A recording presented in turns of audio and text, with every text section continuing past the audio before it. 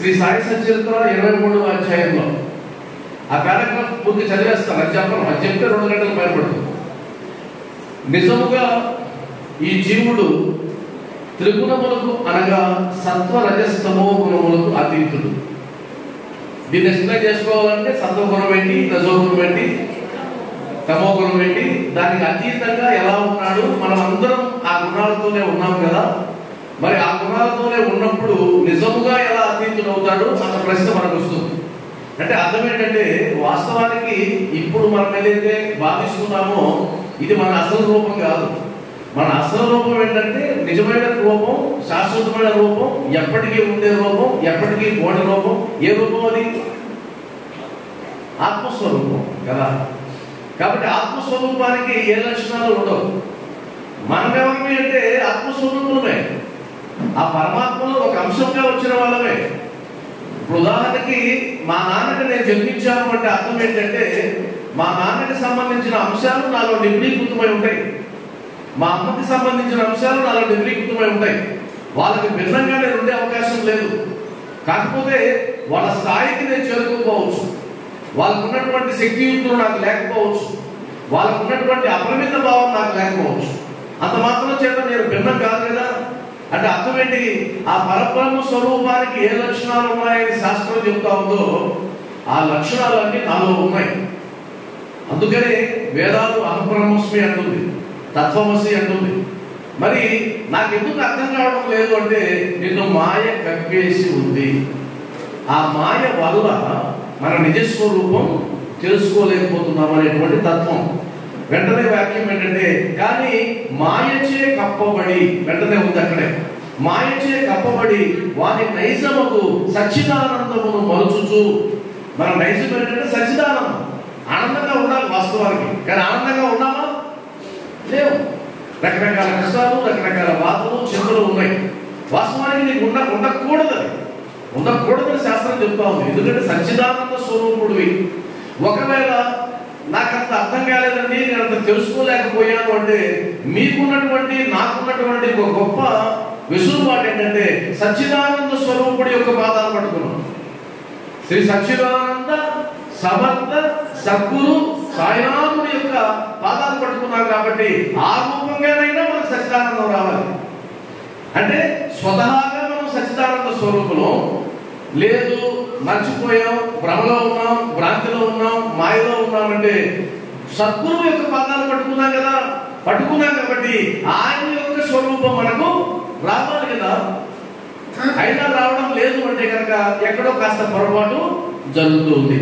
తాను శరీరమే అనుకొనుచు అట్టి భావనతోనే తానే చేయువాడు, అనుభవించువాడు అనుకొనుచు. అంటే కర్త మనమే, కర్మ మనమే, క్రియ చేసేది మనమే అనేది ఒక భావన. ఇది ఎవరికుంటుంది ఈ భావన? ఎవరైతే భ్రాంతిలో ఉంటారో వాళ్ళకుంటుంది. వాస్తవమైన భావన ఏంటి? మనం కర్తలమని అనిపిస్తుంది కానీ కర్తలం కాదు. చేసేటువంటి కర్మలన్నీ మన ఆలోచన ప్రకారం చేస్తున్నట్టు భావిస్తాం కానీ కాదు, మనం నిమిత్త మాత్రులమే. అలా నిమిత్త మాత్రులమే అని నమ్మితే మన ఏదైనా పొరుగు పోతుందా, మనకేమైనా స్థాయి తగ్గిపోతుందా? అలా తగ్గే అవకాశం లేదు. అందువల్ల అలా అనుకోవచ్చు అనుకోవచ్చు అనుకోవచ్చు అంటూ రాసుకొచ్చారు ఈ అధ్యాయం, ఈ పారాగ్రాఫ్ లో. అట్టి భావనతోనే లెక్కలేని బాధలలో చిక్కుకొనుచు విముక్తుని కాంచలేకున్నాడు. ఎవరు కాంచలేకున్నాడు విముక్తిని? ఈ జీవుడు. అదే కదా అర్థం. ఈ జీవుడు విముక్తిని కాంచలేకున్నాడు. విముక్తి అంటే తెలుసు కదా, విముక్తి అంటే విడుదల. ఎక్కడి నుంచి విడుదల? జనన మరణ చక్రం నుంచి విడుదల. మరి జనన మరణ చక్రం నుంచి విడుదల అయిపోయామా మనం అంటే కాలేదు. ఎందుకంటే పుట్టాం కదా, పుట్టామంటే కాలేదు. మరి అవుతామా? తెలియదు. ఎందుకంటే అయ్యే అవకాశం ఉంది, అయ్యే అవకాశం ఉంది. 2 రకాల ఆ భాగ్యాలు ఉన్నాయి మనకు. ఒకటి మానవ జన్మిత్యం, అదొక భాగ్యం. 2 కలియుగ సద్గురువు యొక్క పాదాలు పట్టుకున్నాం. 2 భాగ్యాలు ఉన్నాయి.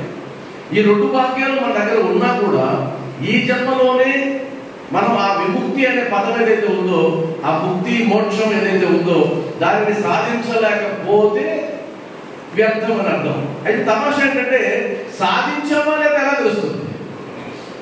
రుజువేంటి? మనకు తెలిసినంత వరకు మరణిస్తున్నారు, అందరూ మరణిస్తున్నారు. ఆ మరణించిన వ్యక్తి విముక్తి పొందాడా లేదా తెలుసుకునేటువంటి అవకాశం మరణించిన వ్యక్తికి లేదు. సరే, బయట ఉన్న వ్యక్తులకు ఉందా అంటే అది కూడా లేదు. ఎక్కడుంది ప్రమాణం? ఆయన విముక్తి చెందాడండి అని ఒకే ఒక ప్రమాణం ఉంది. సద్గురువు కనుక హామీ ఇస్తే ఆ సద్గురువు ఇచ్చిన హామీ ప్రకారం ఆయన విముక్తి పొంది ఉంటాడు అని మనం నమ్ముతాం. కాకాసాహెబ్ దీక్షిత్కి హామీ ఇచ్చాడు, నేను విమానంలో తీసుకెళ్తానని. ఆయన మరణించాడు. ఇప్పుడు మనం ఏం కామెంట్ చేస్తున్నాం? కాకాసాహెబ్ దీక్షిత్ బాబా దయ వల్ల విముక్తి పొందాడు, మోక్షాన్ని పొందాడు.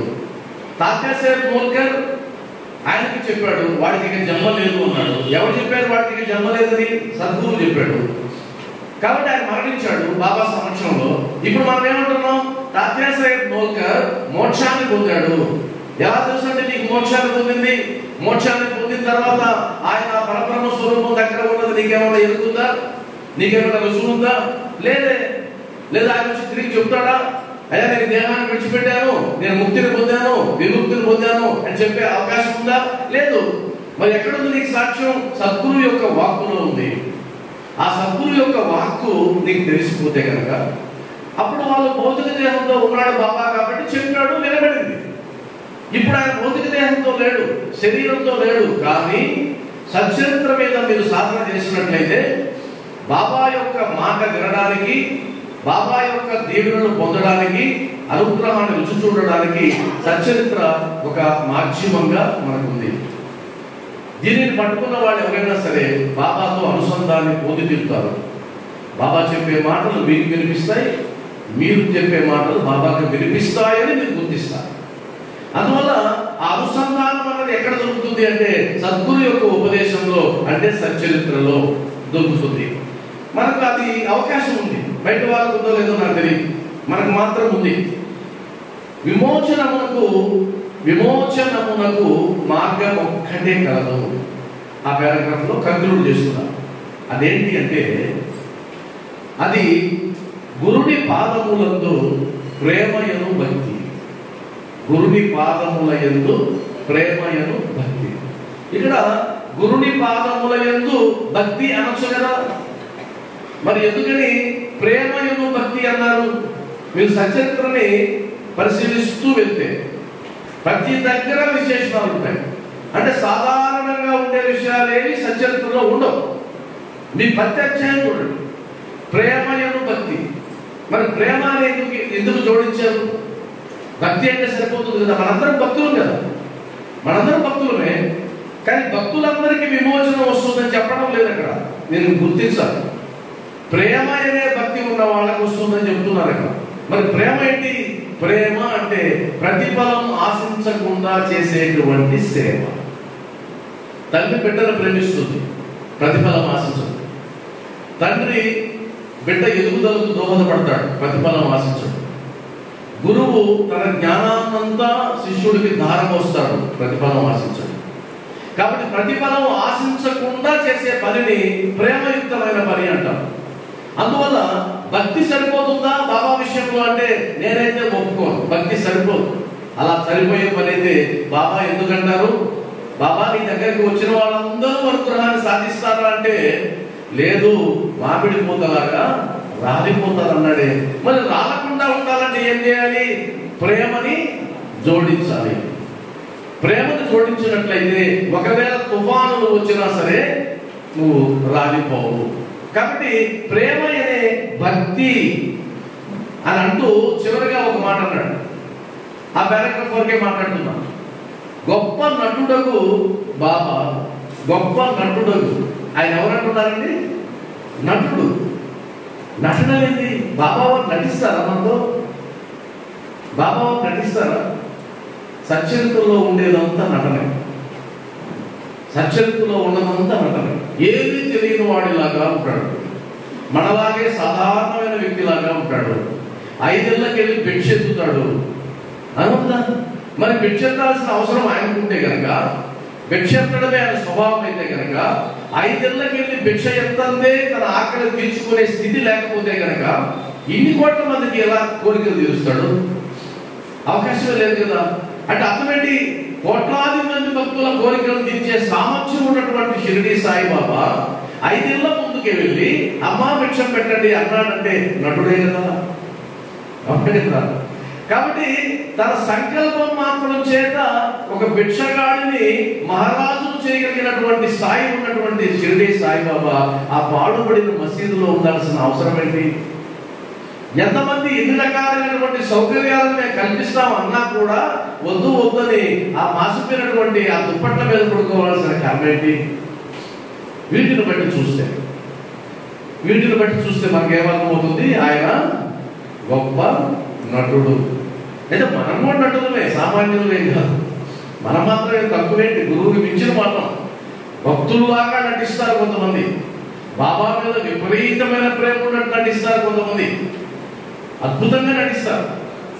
బాబా నువ్వు లేకపోతే మేము లేవంటారు, నువ్వు లేకపోతే నేను లేవన్న భక్తులు ఒక ఆర్తకు కూడా కనిపించదు. ఆర్తకాడికి వెళ్ళి కూర్చుంటే నిలబడితే 2-3 కూడా ఉండవు. ఈ రోజు కూడా నేను ఆర్తకి వెళ్ళాను, సాయంత్రం ఆర్తకు వెళ్ళాను. వెళ్తే మేము 3 ఉన్నాం, హరిహరరావు గారు, నేను, పూజారి, ఇంకొకరు 2 ఉన్నాం. అంటే అర్థమేంటి? ఇప్పుడు 200 మంది వచ్చారు. నటులు, గొప్ప నటున. బాబా లేకపోతే మేము లేవు, కాబట్టి ఆర్తకు మాత్రం రాలేసుమా? బాబా లేకపోతే మాకు ఎవరంటే దిక్కు. అయితే డొనేషన్ మాత్రం అడగదు. బాబా లేకపోతే మాకేముందండి? ఈ విధంగా నటన మన జీవితంలో కూడా అలవాటైంది. అయితే తమాషా ఏంటంటే ఆయన కూడా నటుడు కాబట్టి మన నటనని క్షణంలో కనిపెడతాడు. క్షణంలో కనిపెట్టి అరే నటుడు వచ్చాడు నా దగ్గరికి అని అంటాడు. పంటరీపురం ప్లేట్లు వచ్చినప్పుడు బాబాను పొగుడుతూ ఉంటే, మొక్కుతూ ఉంటే అన్నాడు, వీడు దొంగ, వీడు నా పరోక్షంలో నన్ను నిందిస్తాడు, నా దగ్గరకు వచ్చి కాలు మొక్కుతున్నాడు అన్నాడా లేదా? అంటే అర్థమేంటి? పరోక్షంలో మనం ఏం చేస్తామో గుర్తించలేని అమాయకుడని మీరు అనుకుంటే కనుక పొరపాటు. నువ్వు పరోక్షంలో ఉన్నా, ఎక్కడున్నా, ఏం చేస్తున్నామో తెలుసుకోలేకపోతే సద్గురు ఎలా అవుతాడు? తెలుసుకోలేకపోతే కలియుగ సామ్రాట్ ఎలా అవుతాడు? కాబట్టి మన పరోక్షంలో ఏం జరుగుతుందో ఆయన తెలుసుకోగలడు. మనం నటిస్తున్నామా లేదా తెలుసుకోగలడు. మన భక్తి నిజమైనదా కాదా తెలుసుకోగలడు. నువ్వు ఆర్తితో వేదనతో వస్తే నువ్వు ఇచ్చేటువంటిది ఏమీ లేకుండా అన్ని ఆశిస్తున్నావా లేదా, అన్ని అంటున్నామా లేదు, తీసుకోవడానికి సిద్ధంగా ఉన్నామా లేదా కనుక్కుంటాడు. అంతెందుకండి, మీ మార్కాపురంలో దాదాపు 20 రోజుల నుంచి పాంప్లెట్లు వేశారు.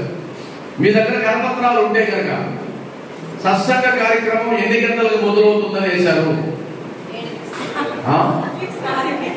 6:30. అవునా? అది ఎవరు వేశారు? హరిహరరావు గారు వేశారా, లేదు కమిటీ వేశారా, అధ్యక్షులు వారు వేశారా? ఎవరండి?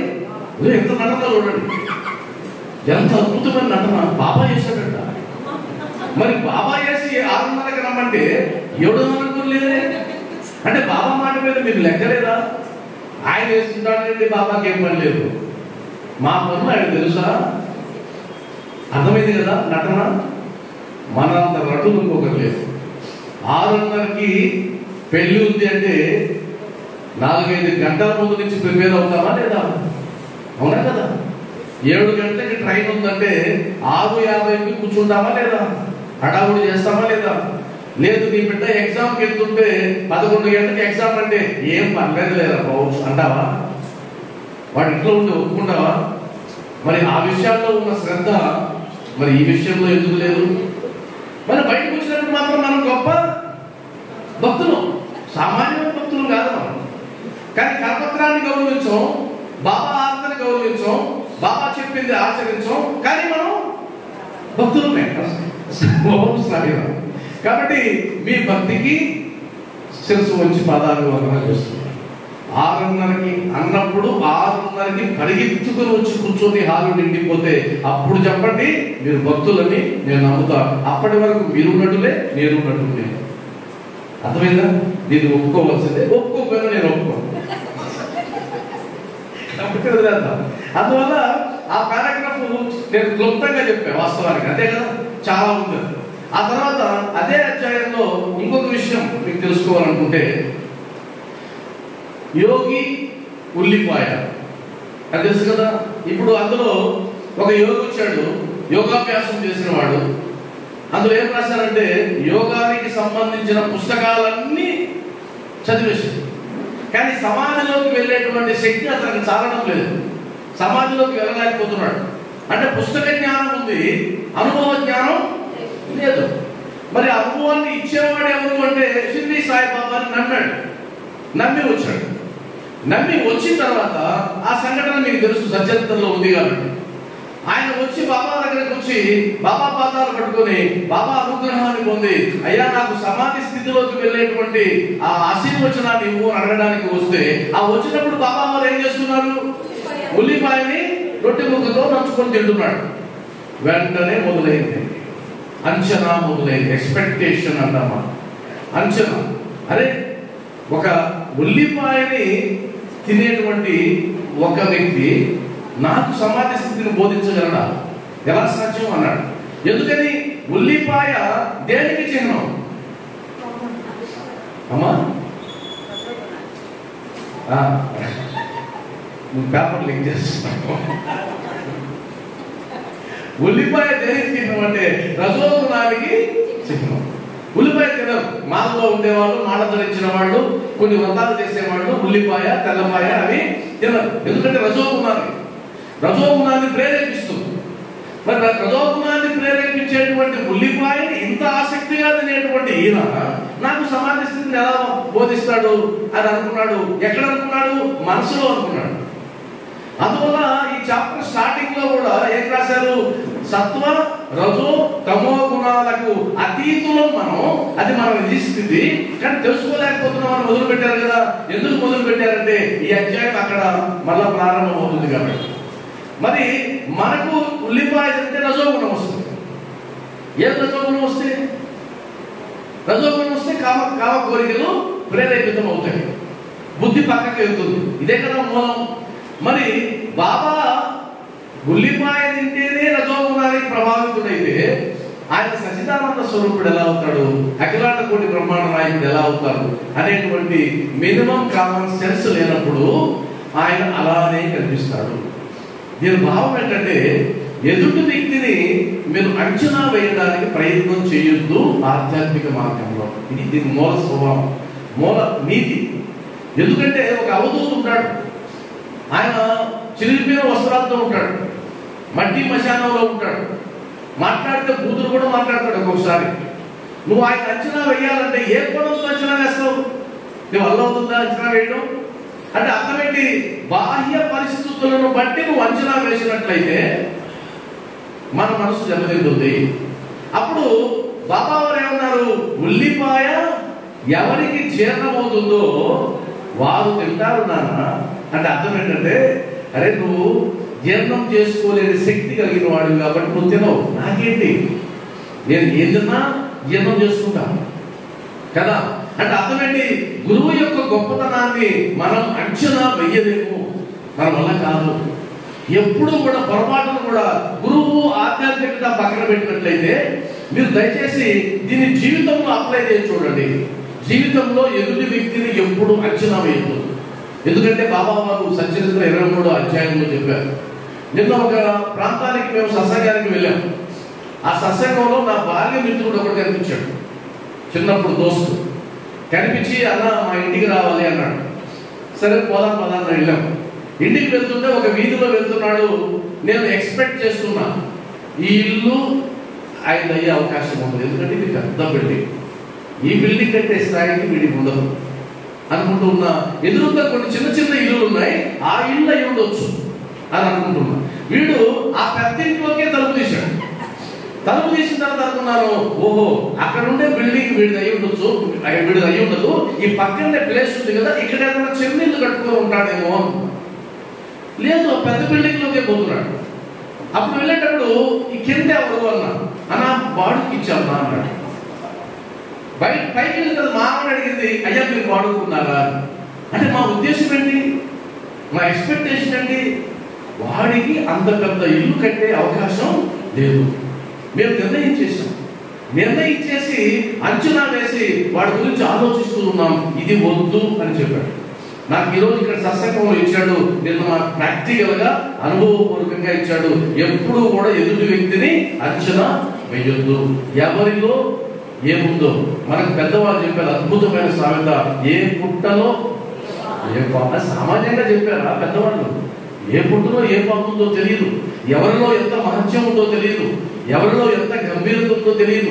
ఊరకనే నువ్వు పై విషయాలను చూసి కానీ అంచనా వేసినట్లయితే లౌకికంగా దెబ్బతింటావు, ఆధ్యాత్మికంగా దెబ్బతింటావు. ఇప్పుడు మీరు గుర్తుపెట్టుకోవాల్సిన పాఠం ఏంటంటే సాయి సత్యం 23వ అధ్యాయంలో ఒకటి గుర్తుండిపోవాలి. ఉల్లిపాయ ఎవరికి జీర్ణమవుతుందో వాళ్ళకి అవుతుంది. ఉల్లి తినడం చూసి మనం అంచనా వేయకూడదు. ఆయన తినేటువంటి పదార్థాలు, ఆయన కట్టుకున్నటువంటి వస్త్రాలను బట్టి అంచనా వేయము. కానీ మనకు అది అలవాటైంది. ఉదాహరణకి ఇప్పుడు ఆధ్యాత్మిక క్షేత్రంలో వ్యవహారం కంటే కూడా ఆహార్యానికి ఎక్కువ ప్రాధాన్యత ఉంది. ఆహారం ఉండాలి, గడ్డం పెంచాలి, విభూతులు రాయాలి, పెద్ద పెద్ద రుద్రాక్షలు వేయాలి. అవి ఎలా ఉండాలంటే ఎవరికి అందుబాటులో ఉండే రుద్రాక్షలు ఉండకూడదు, అవి పెద్ద పెద్ద ఉండాలి. అవి కూడా రకరకాల బొట్లు పెట్టాలి. ఆ బొట్లు కూడా చిన్నదో పెద్దదో ఏదో ఒక వంకర పెట్టాలి. మామూలుగా పెడితే ఇదేం స్వామి రా, అలాగా రకరకాల చిత్రాలు చేస్తే కనుక అప్పుడు మాత్రమే ఈయన ఆధ్యాత్మిక వాది అనేటువంటి అంచనాకి మనం వస్తాం. ఇది మనకు కూడదు. మనం సాయి భక్తులుగా సాయి మార్గంలో ఎవరైతే ప్రవర్తిస్తున్నారో అది చూడాలి కానీ, ఆయన నిజతత్వాన్ని చూడాలి కానీ కేవలం బాహ్యమైన విషయాలతోకి మనం వెళ్ళకూడదు అనేది గుర్తుపెట్టుకోవాలి. కాబట్టి ఆ దృశ్యం వల్ల మనం నేర్చుకోవాల్సింది ఏంటంటే బాహ్య దృశ్యాన్ని చూసి ఎదుటి వ్యక్తిని అంచనా వేయొద్దు. ఇది ఎక్కడ వర్తింపజేయాలి? ఆచరణాత్మకంగా లౌకిక జీవితంలో, ఆధ్యాత్మిక జీవితంలో నువ్వు అనుసరింపజేయాలి. రెండవది, ఇది అందరికీ తెలిసిన కదే, గురు భక్తిని పరీక్షించడం. ఎవరిని పరీక్షించారు? ఎవరిని పరీక్షించారండి? అదేంటి అమ్మా, ఏ భక్తుడు? నేను గొప్ప తీసిన కథ అంతా చెప్పాలా ఏంటి? లేదు కదా, నా అంచనా తప్ప. ఇప్పుడు నేను మిమ్మల్ని అంచనా వేసిన వస్తాను, సచరిత్ర భయంకరంగా చదువుకుంటారు, 20-30 సార్లు చదువుకుంటారు అన్నారు కదా, అది తప్పో ఏమో నాకు తెలియదు. కాకాసాహెబ్ దీక్షిత్ యొక్క భక్తిని పరీక్షించడానికి మేకను బలి ఇవ్వమని చెప్పిన సంఘటన మీకు గుర్తొచ్చింది కదా. అలా బలి ఇవ్వనటువంటి సంఘటనలో మూల అర్థం ఏంటంటే గురు భక్తిని పరీక్షించడం. ఆయన ఒక పరీక్ష పెట్టాలనుకున్నాడు. ఆ పరీక్షలో ఎవరిని ఉత్తీర్ణత చేయాలనుకున్నాడు అంటే కాకాసాహెబ్ దీక్షితునే. అది ముందుగానే అనుకున్నాడు ఆయన. అందువల్ల మీరు సచరిత్రలు చదవండి, అది మేలిమి బంగారమే, కానీ అది నిరూపణకు దిగాలి కదా అనేటువంటి వాక్యాలు రాసిన తర్వాతనే ఆ పరీక్ష గురించి మాట్లాడారు. కాబట్టి మేలిమి బంగారమే, కానీ పరీక్షకు నిలబడాలి. మనం భక్తులమే, పరీక్షకు నిలబడాలి కదా. మరి ఏంటా పరీక్ష? మేకను బలివ్వమన్నాడు. ఎవరిని ముందు చెప్పాడు? బడే బాబా అనే భక్తుడు చెప్పాడు. ఆ బడే బాబా ఎవరు? బాబా దగ్గర రోజుకి 50 రూపాయలు దర్శనం తీసుకునే మహాభక్తుడు. బాబా పక్కనే కూర్చొని విందు ఆరగించేటువంటి మహాభక్తుడు. ఆయన ఊరికి వెళ్తూ ఉంటే బాబా వారు ఆయనతో కూడా వెళ్ళి నడిచి వెళ్ళి సాకరంపేటువంటి గొప్ప భక్తుడు. ఆ భక్తుడికి పని చెప్పాడు, ఈ మేకను బలివ్వమన్నాడు. ఇచ్చాడా? ఇవ్వలేదు. తర్వాత శ్యామాలు చెప్పాడు, కత్తి తీసుకురమ్మన్నాడు. కత్తి తీసుకొస్తానే ఎక్కడి నుంచి కత్తి తీసుకొచ్చాడు? రాధాకృష్ణ ఆయన నుంచి. రాధాకృష్ణ ఏం చేసింది? మరలా వచ్చి ఆ కత్తిని తీసుకుని వెళ్ళిపోయింది. మరలా శ్యామ నటిస్తూ ఇంకో కత్తి తెస్తారని వెళ్ళాడు, మరలా కనిపించలేదు. మరలా ఆ తర్వాత ఏమైంది? కాకాసాహెబ్ దీక్షితుని నరకమన్నాడు. ఆయన నరకడానికి ఉద్యుక్తుడైనాడు. నరకపోతుంటే ఆపాడు. ఈ కథ అంతా మీకు తెలిసిందే. మరి ఇందులో నుంచి ఏం నేర్చుకోవాలి? కాకాసాహెబ్ దీక్షిత్ యొక్క గొప్పతనం మాత్రమే నేర్చుకుంటే కుదరదు. ఆయన గొప్పవాడే. గొప్పతనం లేకుండా ఎంతమంది ఉన్నారో తెలుసుకోవాలి. మన లోపం ఏంటో తెలుసుకోవాలి. ఉదాహరణకి రాధాకృష్ణ ఆయన సామాన్య భక్తురాలా? కాదు కదా. బాబా వారు వెళ్ళేటువంటి మార్గంలో మలమూత్రాలన్నింటినీ చిమ్మి శుభ్రం చేసేటువంటి మహాభక్తురాలు. అవునా కదా. మరి మసీదుని శుభ్రం చేసినటువంటి, మసీదుకి ఒక స్త్రీగా వెళ్ళవేసినటువంటి, రంగు వేసినటువంటి మహాభక్తురాలు. ఒక సంస్థానాన్ని వృద్ధి చేసినటువంటి మహాభక్తురాలు. ఆ కోణంలో చూస్తే ఆ గొప్ప భక్తురాలే. మరి బాబా వారి నిర్ణయం ప్రకారం శ్యామా దగ్గర కత్తిని తీసుకొని రమ్మని చెప్తే ఆమె ఎందుకు తీసుకెళ్ళింది? అర్థమైందా? బడే బాబా సామాన్యుడు కాదు, గొప్పవాడే. మరి బాడేబాబా ఎందుకు ఆ మేకను నరకడానికి తిరస్కరించాడు? శ్యామ అద్భుతమైన భక్తుడు, 72 జన్మల సంబంధం శ్యామది, మామూలు కాదు. మరి 72 జన్మల సంబంధం ఉన్న శ్యామ కత్తి తీసుకొస్తానని వెళ్ళి మరి ఎందుకు రాలేదు? ఇక్కడ రాధాకృష్ణాయి, శ్యామ, బడే బాబా ఈ ముగ్గురు గురించి మర్చిపోయి కాకాసాహెబ్ దీక్షిత్ గురించి మాత్రమే ఆలోచిస్తే మనం పూర్తిగా అర్థం చేసుకున్నట్టు గ్రహించాలి. మరి ఏంటి అర్థం? ఎందుకు చేయలేదు అది చెప్తారు ఎవరన్నా? రాధాకృష్ణమాయి ఎందుకు తీసుకెళ్ళిపోయింది? ఎందుకంటే ఆ పాపం నాకెందుకు, మేకని నరికినందువల్ల పాపం వస్తుంది, ఆ పాపం నాకెందుకు అనుకునింది. మరి బడే బాబా ఎందుకు, అయ్యయ్యో ఇది తప్పు, ఒక జీవిని బలి ఇవ్వడం తప్పు అని అనుకున్నాడు. శ్యామ ఎందుకు వెళ్ళిపోయాడు? నేను కత్తి తీసుకొని వస్తే ఈ పాపం చేసేదానికి సహకరించాలని నాకు కూడా పాపం అనుకుంటుంది కదా అని వెళ్ళిపోయాడు. కాబట్టి వాళ్ళు చేసిన పొరపాటు ఏంటి అంటే తర్కం చేశారు, తర్కించారు. ఇది నిజమా, ఇది అబద్ధమా, ఇది జరుగుతుందా జరగదా, ఇది చేసినందువల్ల పాపమా పుణ్యమా, ఇదంతా ఏమంటారు మనం తర్కం. తర్కం చేసేవాడు శిష్యుడు కాదు. తర్కం చేసేవాడు ఎవడు శిష్యుడు కాదు. గురు ఆజ్ఞా పాలనే అన్ని ధర్మాల కన్నా గొప్ప ధర్మం. అన్ని సాధనల కన్నా గొప్ప సాధన ఏదైనా ఉంది అంటే గురు ఆజ్ఞా పాలన. గురువు చెబితే చేసేదే. కానీ మనం ఏం చేస్తామంటే సత్యవంతులో ఇలా చెప్పిందండి, కాకపోతే ఆ గ్రంథంలో ఇలా చెప్పింది అని తర్కం చేస్తాం మనం. బాబా ఇలా అన్నాడండి కానీ ఆ మహాత్ముడు అలా అన్నాడు, ఇది ఎలా సాధ్యం అని మనం తప్పు పడతాం. ఉపవాసం ఉందని బాబా అంటే ఉపవాసం చేయమని శాస్త్రాలు చెప్తున్నాయి కదా. మరి శాస్త్రాలు చెప్పేది ఆరోగ్యం కోసమే కదా, అది కూడా భక్తి మార్గమే కదా. మరి శాస్త్రాలు చెప్పేటువంటి ఉపవాసం చేయమంటుంటే బాబా వారు వద్దంటుంటే నేనెలా అండి అని అంటావు. అంటే అర్థం ఏంటి అంటే నువ్వు తర్కాన్ని మొదలు పెట్టావు. సాయి భక్తుడు బాబా భక్తుడు ఎలా ఉంటాడంటే తర్కం లేదు. బాబా వద్దన్నాడు, వద్దంటే దాని మూలాలతో నాకు పని లేదు, దాని ప్రమాణాలతో నాకు పని లేదు, ఎవరేం చెప్పారో నాకు పని లేదు. ఎవరికి ఇది వర్తిస్తుంది అంటే బాబా భక్తుడైతే, అది కూడా శరణాగతి చేసినటువంటి భక్తుడైతే, బాబాకి విలువిచ్చేటువంటి భక్తుడైతే, అంటే గురువుకి విలువిచ్చేటువంటి భక్తుడైతే కనుక ఇంక తర్కం లేదు. ఎందుకంటే శిష్యుడికి ఉన్నటువంటి జ్ఞానం, గురువుకు ఉన్నటువంటి జ్ఞానం, ఈ రెండింటిని పోలిస్తే శిష్యుడు గురువు స్థాయికి వెళ్ళాలంటే చాలా సాధన చేయాలి.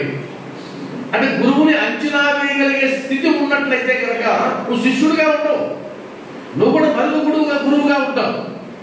అర్థమైంది కదా. కాబట్టి నేను ఒకటే చెప్తాను, సత్యవంత చదివేటప్పుడు ఒక తర్కాన్ని విడిచిపెట్టి నువ్వు చదివినట్లయితే అప్పుడు మాత్రమే అందులో ఉండేటువంటి సారాంశాన్ని గ్రహించగలవు. అవునా కదా? లేదంటే కనుక ఇబ్బంది అవుతుంది.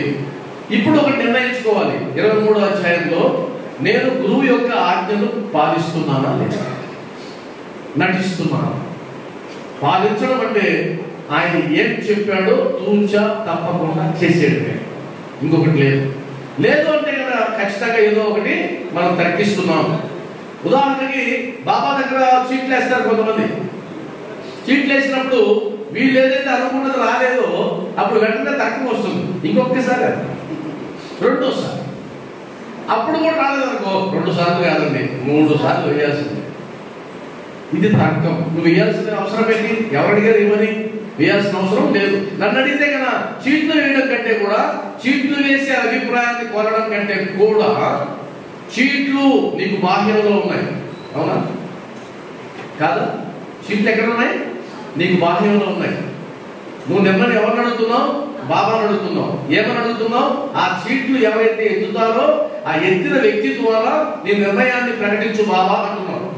అంటే అర్థం ఏంటి? బాబా నీకు బయట ఉన్నాడని నువ్వు భావిస్తున్నావు. వాస్తవానికి బాబా ఉన్నది నీ బయట, నీ లోపల. ఎక్కడండి? అబద్ధం చెప్తున్నానా? గట్టి చెప్పండి, ఎక్కడున్నాడు? నీ హృదయంలో ఉండే నేనే అసలైన నేను అన్నాడు కదా బాబా వారు. మరి నీ హృదయంలో ఉండే నేను నీకు వినిపించగా బయట పిల్లాడికి వినిపిస్తానా? వాడి ద్వారా నా నిర్ణయం వస్తుందా? కాబట్టి ఆలోచన ఎక్కడైతే పుట్టిందో ఈ పని చేయవచ్చా చేయకూడదా అని ఆ ఆలోచన ద్వారానే నీకు సమాధానం రావాలి. ఇది సరైన పద్ధతి అని నాకు అనిపిస్తుంది. అందువల్ల నేను ఎప్పుడు కూడా చీట్లు వేయను. ఎందుకు వేయను అంటే చీట్ల ద్వారా వచ్చే సందేశం గ్రహించగలిగే శక్తి మనకి ఇవ్వమని బాబాని ప్రాధాన్యపడదు, లేకపోతే పర్లేదు. అంటే అర్థం ఏంటంటే కనుక మనం తర్కానికి పక్కన పెట్టి మనం కనుక ఖచ్చితంగా బాబా మార్గంలో ప్రయాణించడానికి మొదలు పెడితే అప్పుడు వచ్చేటువంటి ఆ పదాలు శరణాగతి అంటాయి కదా, ఆ పదాలు అప్పుడు వస్తాయి. శరణాగతి కాని భక్తుడు ఎవడో కూడా సద్గురువు ద్వారా ప్రయోజనాన్ని పొందిన దాఖలాలు లేవు. సచరిత్రలో మీరు చూసేటువంటి ప్రతి క్యారెక్టర్ యొక్క బ్యాక్గ్రౌండ్ లో వెళ్తే వాళ్ళు శరణాగతి చేశారు, బాబాకి శరణాగతి చేశారు కాబట్టి ఆ విధమైనటువంటి ప్రయోజనాన్ని పొందగలిగారు. కాబట్టి సాధారణమైన భక్తి నేను మాట్లాడటం లేదు. ప్రతి అధ్యాయంలో సాధారణమైన భక్తి లేదే లేదు. మీరు కావాలంటే 51 అధ్యాయాలు చూడండి. ఒక ప్రత్యేకమైనటువంటి పంథా ఉంది సాయిబాబాకు సంబంధించి. ఆ ప్రత్యేకమైన పంథాన్ని మనం పట్టుకోగలిగితేనే ముందుకు వెళ్ళగలం. కాబట్టి 23వ అధ్యాయంలో ఈ 2 గుర్తు పెట్టుకోండి. ఒకటేంటి 2 విషయాలు చెప్పాను 23వ అధ్యాయం. ఒకటి ఉల్లిపాయ అంటే ఎదుటి వ్యక్తిని అంచనా వేయవద్దు. రెండేంటి అమ్మా గురు ఆజ్ఞా పాలనే పరమసాధనం. నేను చెప్పిన విషయాలు ఈ 2. 23వ అధ్యాయంలో నేను 2-3 రోజులు సత్సంగం చెప్పొచ్చు, కానీ మనకి ఇచ్చిన అవకాశాన్ని బట్టి ఈ 2 గుర్తు పెట్టుకోండి చాలు. మనం చివరిలో అడుగుతాను, నేను 8 అధ్యాయాలు అడుగుతాను. 8 అధ్యాయాలు మీరు గుర్తు పెట్టుకోకపోతే నా సమయం అంతా వృధా కదా. మరి ప్రయోజనం లేని పని ఎందుకు చేయాలి? గుర్తు పెట్టుకోండి. సాధారణంగా అయితే ఏదో ఒక చిన్న నోట్ పుస్తకమైనా తెచ్చుకుంటారు సత్సంగాలు. ఏదైనా మంచి విషయం దొరికితే రాసి పెట్టుకుందామని. మనకి ఎంత నమ్మకం అంటే మన మీద, చెప్పేవాడు వినేవాడికి లోకువా, వినేవాడికి చెప్తాడండి ఆయన వచ్చి ఆయన దేవుంది. అదే సమాధానం, అదిగా చెప్పాడు అంటే బాబా చెప్పిస్తున్నాడు కదా మీరు అనుకుంటున్నారు. మరి చెప్పించేటువంటి గుర్తు పెట్టుకునే సామర్థ్యం మీకుందా? నేను 1.5 గంట చెప్పానండి, ఈ 1.5 గంట మీరు చెప్పగలరా నాకు? ఇప్పుడు ఏమన్నామంటే తక్కువ యూట్యూబ్లో వస్తుందండి, యూట్యూబ్లో వింటాం. ఇది కాదు సాధన అంటే నేను మార్కాపురం భక్తుల్ని ఒక స్థాయిలో ఊహిస్తున్నాను కాబట్టి మాట్లాడుతున్నాను. ఎప్పుడూ కూడా ఒక చిన్న నోట్స్ పెళ్ళైనా పెట్టుకొని రాసుకోవాలి. సరే వదిలేస్తాం.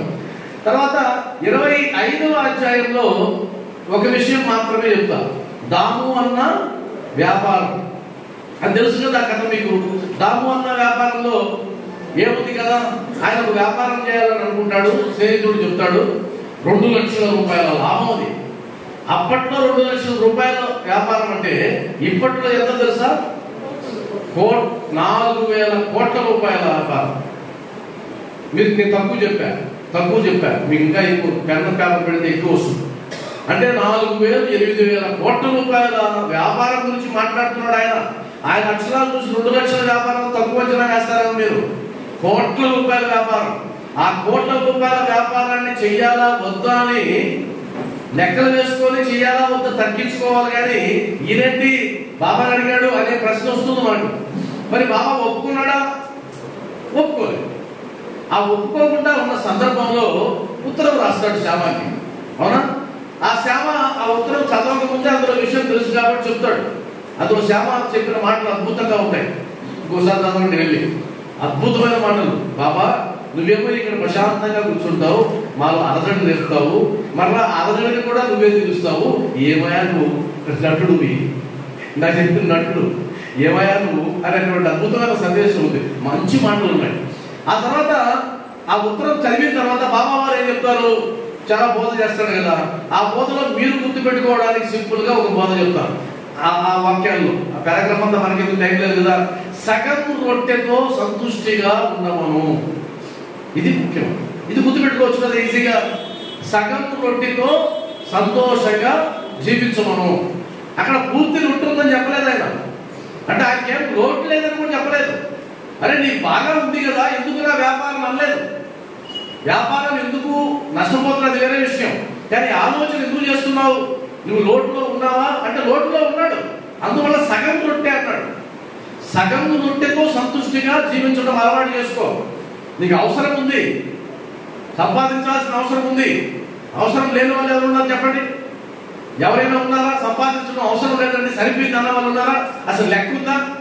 అలా సరిపోవాలి అనుకుంటే కనుక తరతరాలు తిన్నా కూడా తరిగిపోని ఆస్తుండే వాళ్ళు రోజు 18 గంటలు పనిచేస్తున్నారే. అంబానీ ఫ్యామిలీ ఇంక రిలయన్స్, ఇంకో రకరకాల కంపెనీల వాళ్ళు రోజుకి మనమైనా 8 గంటలు చేసి ఊరకుంటాం. 8 గంటలు చేస్తాం మనం. వాళ్ళు మనకు డబల్ 16 గంటలు 18 గంటలు పనిచేసే వాళ్ళు ఉన్నారే. వాళ్ళు చెప్తారు మేము రోజుకి 4 గంటలే నిద్రపోతాం, లేదా 6 గంటలే నిద్రపోతాం. అంటే మిగతా సమయం అంతా పనిచేస్తున్నారే. ఒకవేళ సంతృష్టి చెందేటువంటి అవకాశం వాళ్ళకి లేదా? తరతరాలకి సంబంధించిన డబ్బు ఉంది. వాళ్ళు నేను ఉపన్యాసం మాట్లాడే సమయానికి వాళ్ళ అకౌంట్లో ₹1 కోటి పడతారు. ₹1 కోటి పడతారు ఉపన్యాసం మాట్లాడే సమయానికి. ఇంకా ప్రపంచంలో ఉండే బిలియనీర్స్ గా చూస్తే కదా వాళ్ళకి ఒక సెకండ్కి ₹1,00,000 పడతాయి. ఒక సెకండ్కి ₹1,00,000 అకౌంట్లో పడతాయి. మరి ఇంత ఆస్తి ఉంది కదా, ఎక్కడ తృప్తి లేదు. ఆస్తులు సంపాదించి సంపాదించి సంపాదించి చివరికి యాపిల్ ఫోన్ సృష్టికర్త, యాపిల్ ఫోన్లు అవన్నీ సృష్టించిన స్టీవ్ జాబ్స్ అనేటువంటి ఒక వ్యక్తి మీకు తెలుసు. ఆయన కోట్లు సంపాదించాడు.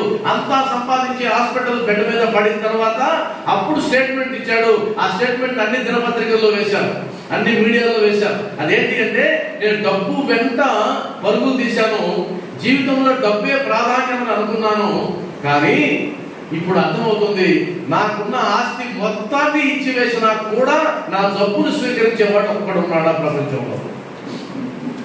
అర్థమైందా? చప్పట్లు కొట్టవచ్చు. ఒక్కడున్నాడా? నా ఆస్తి మొత్తాన్ని ఇచ్చేస్తా, నా డబ్బును స్వీకరించమనండి అంటే అర్థం ఏంటి? డబ్బుకైనా విలువైనది ఏదో ఉంది అన్నటువంటి జ్ఞానం మనిషికి ఉండాలి. అందువల్ల శాస్త్రాలు ఏం చెప్తున్నాయంటే నాయనా నీకు ఒక కొలత లేదు, నీకు ఒక మితం లేదు, ఆ మితం నువ్వే పెట్టుకోవాలి, నువ్వే ఏర్పాటు చేసుకోవాలి. లేదంటే నువ్వు ఆలోచిస్తూ డబ్బు తప్పని వస్తావు. ఆ తర్వాత ఏమి లేదు, మిగిలింది శ్మశానానికి పోవడం తప్పితే ఏం లేదు. అందువల్లనే శాస్త్రాలన్నీ ఘోషిస్తూ ఉన్నాయి డబ్బు మీద పెట్టుకోవద్దు.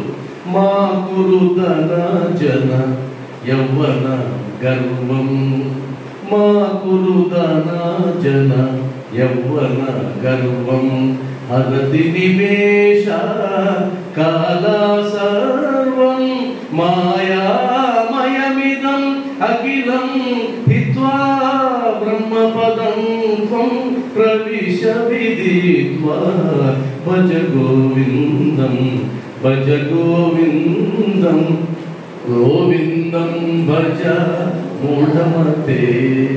నువ్వున్న ధనము ఏదైతే నీకు అహంకారాన్ని కలిగిస్తున్నాయో, నాకు జనం ఉన్నారు, ధనం ఉన్నారు, అది ఉంది, కీర్తి ఉంది, పదం ఉంది అని కాలం అనేది ఒకటి ఉందిరా, అది క్షణంలో నిన్ను మింగిపడేస్తుంది. దానికి ఇంకా టైం ఏమి ఉండదు, క్షణం అంతే తీసేస్తారు అంతే. కాల యముడు అంటాం. అసలు యముడు ఎవరంటే కాదే. యముడు అనే ప్రత్యేక పాత్ర సత్యనారాయణ లాగా ఏముండదు. సత్యనారాయణ యముడు పాత్ర వేసి అల్లూరు రామయ్య చంద్రగుప్తుడు పాత్ర వేస్తే అలా ఎవరు దుఃఖపోతు మీద స్వారీ లేరు. అసలైనటువంటి యముడు అంటే కాదే, కాల యముడు, కాలం రూపంలో వచ్చేవాడే యముడు. ఆయన ఏం చేస్తాడు? కనికరం లేదా అంటారు మనవాళ్ళు. ఏమయ్యా కనికరం లేదా, క్షణం రమ్మంటే ఎలా? ఒక అద్దె ఇంట్లో ఉన్నవాడు కూడా ఆ ఇంటి ఓనర్ వచ్చి ఖాళీ చేయమంటే గడువు ఇస్తుంది.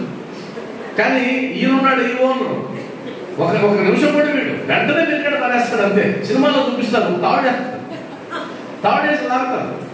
రానంటే కుదరదు, నేను రాను కుదరదు, రావాల్సిందే తప్పదు. అంటే అర్థం ఏంటి? ఒక క్షణంలో నేను లాగి పడేస్తారు. అందువల్లనే ఆ క్షణం ఎప్పుడు వస్తుందో నీకు తెలియదు. కాబట్టి ఉన్న జీవితాన్ని సంతృప్తిగా జీవించడం నేర్చుకో, ప్రసాద భావనతో జీవించడం నేర్చుకో. అండర్లైన్ చేసి పెట్టుకో. 25వ అధ్యాయం నాకేం చెప్పింది అంటే ప్రసాద భావనతో జీవించమని చెప్పింది. ఇది ఒక్కటి రాసుకుంటే చాలదా జీవితంలో?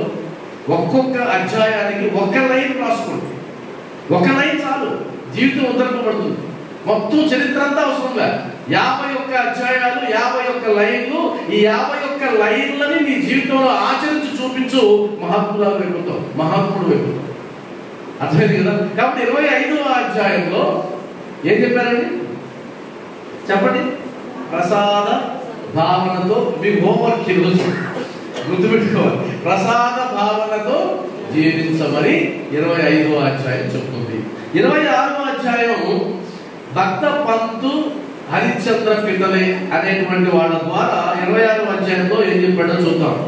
అక్కడ హరిశ్చంద్ర పితలే అనేటువంటి ఆ భక్తుడు, భక్త పంత్ అనేటువంటి భక్తుల ద్వారా బాబా దగ్గరకు వచ్చినప్పుడు ఒక భక్తుడు మోర్చపోయి పడిపోతాడు. చదివారు కదా మీరు.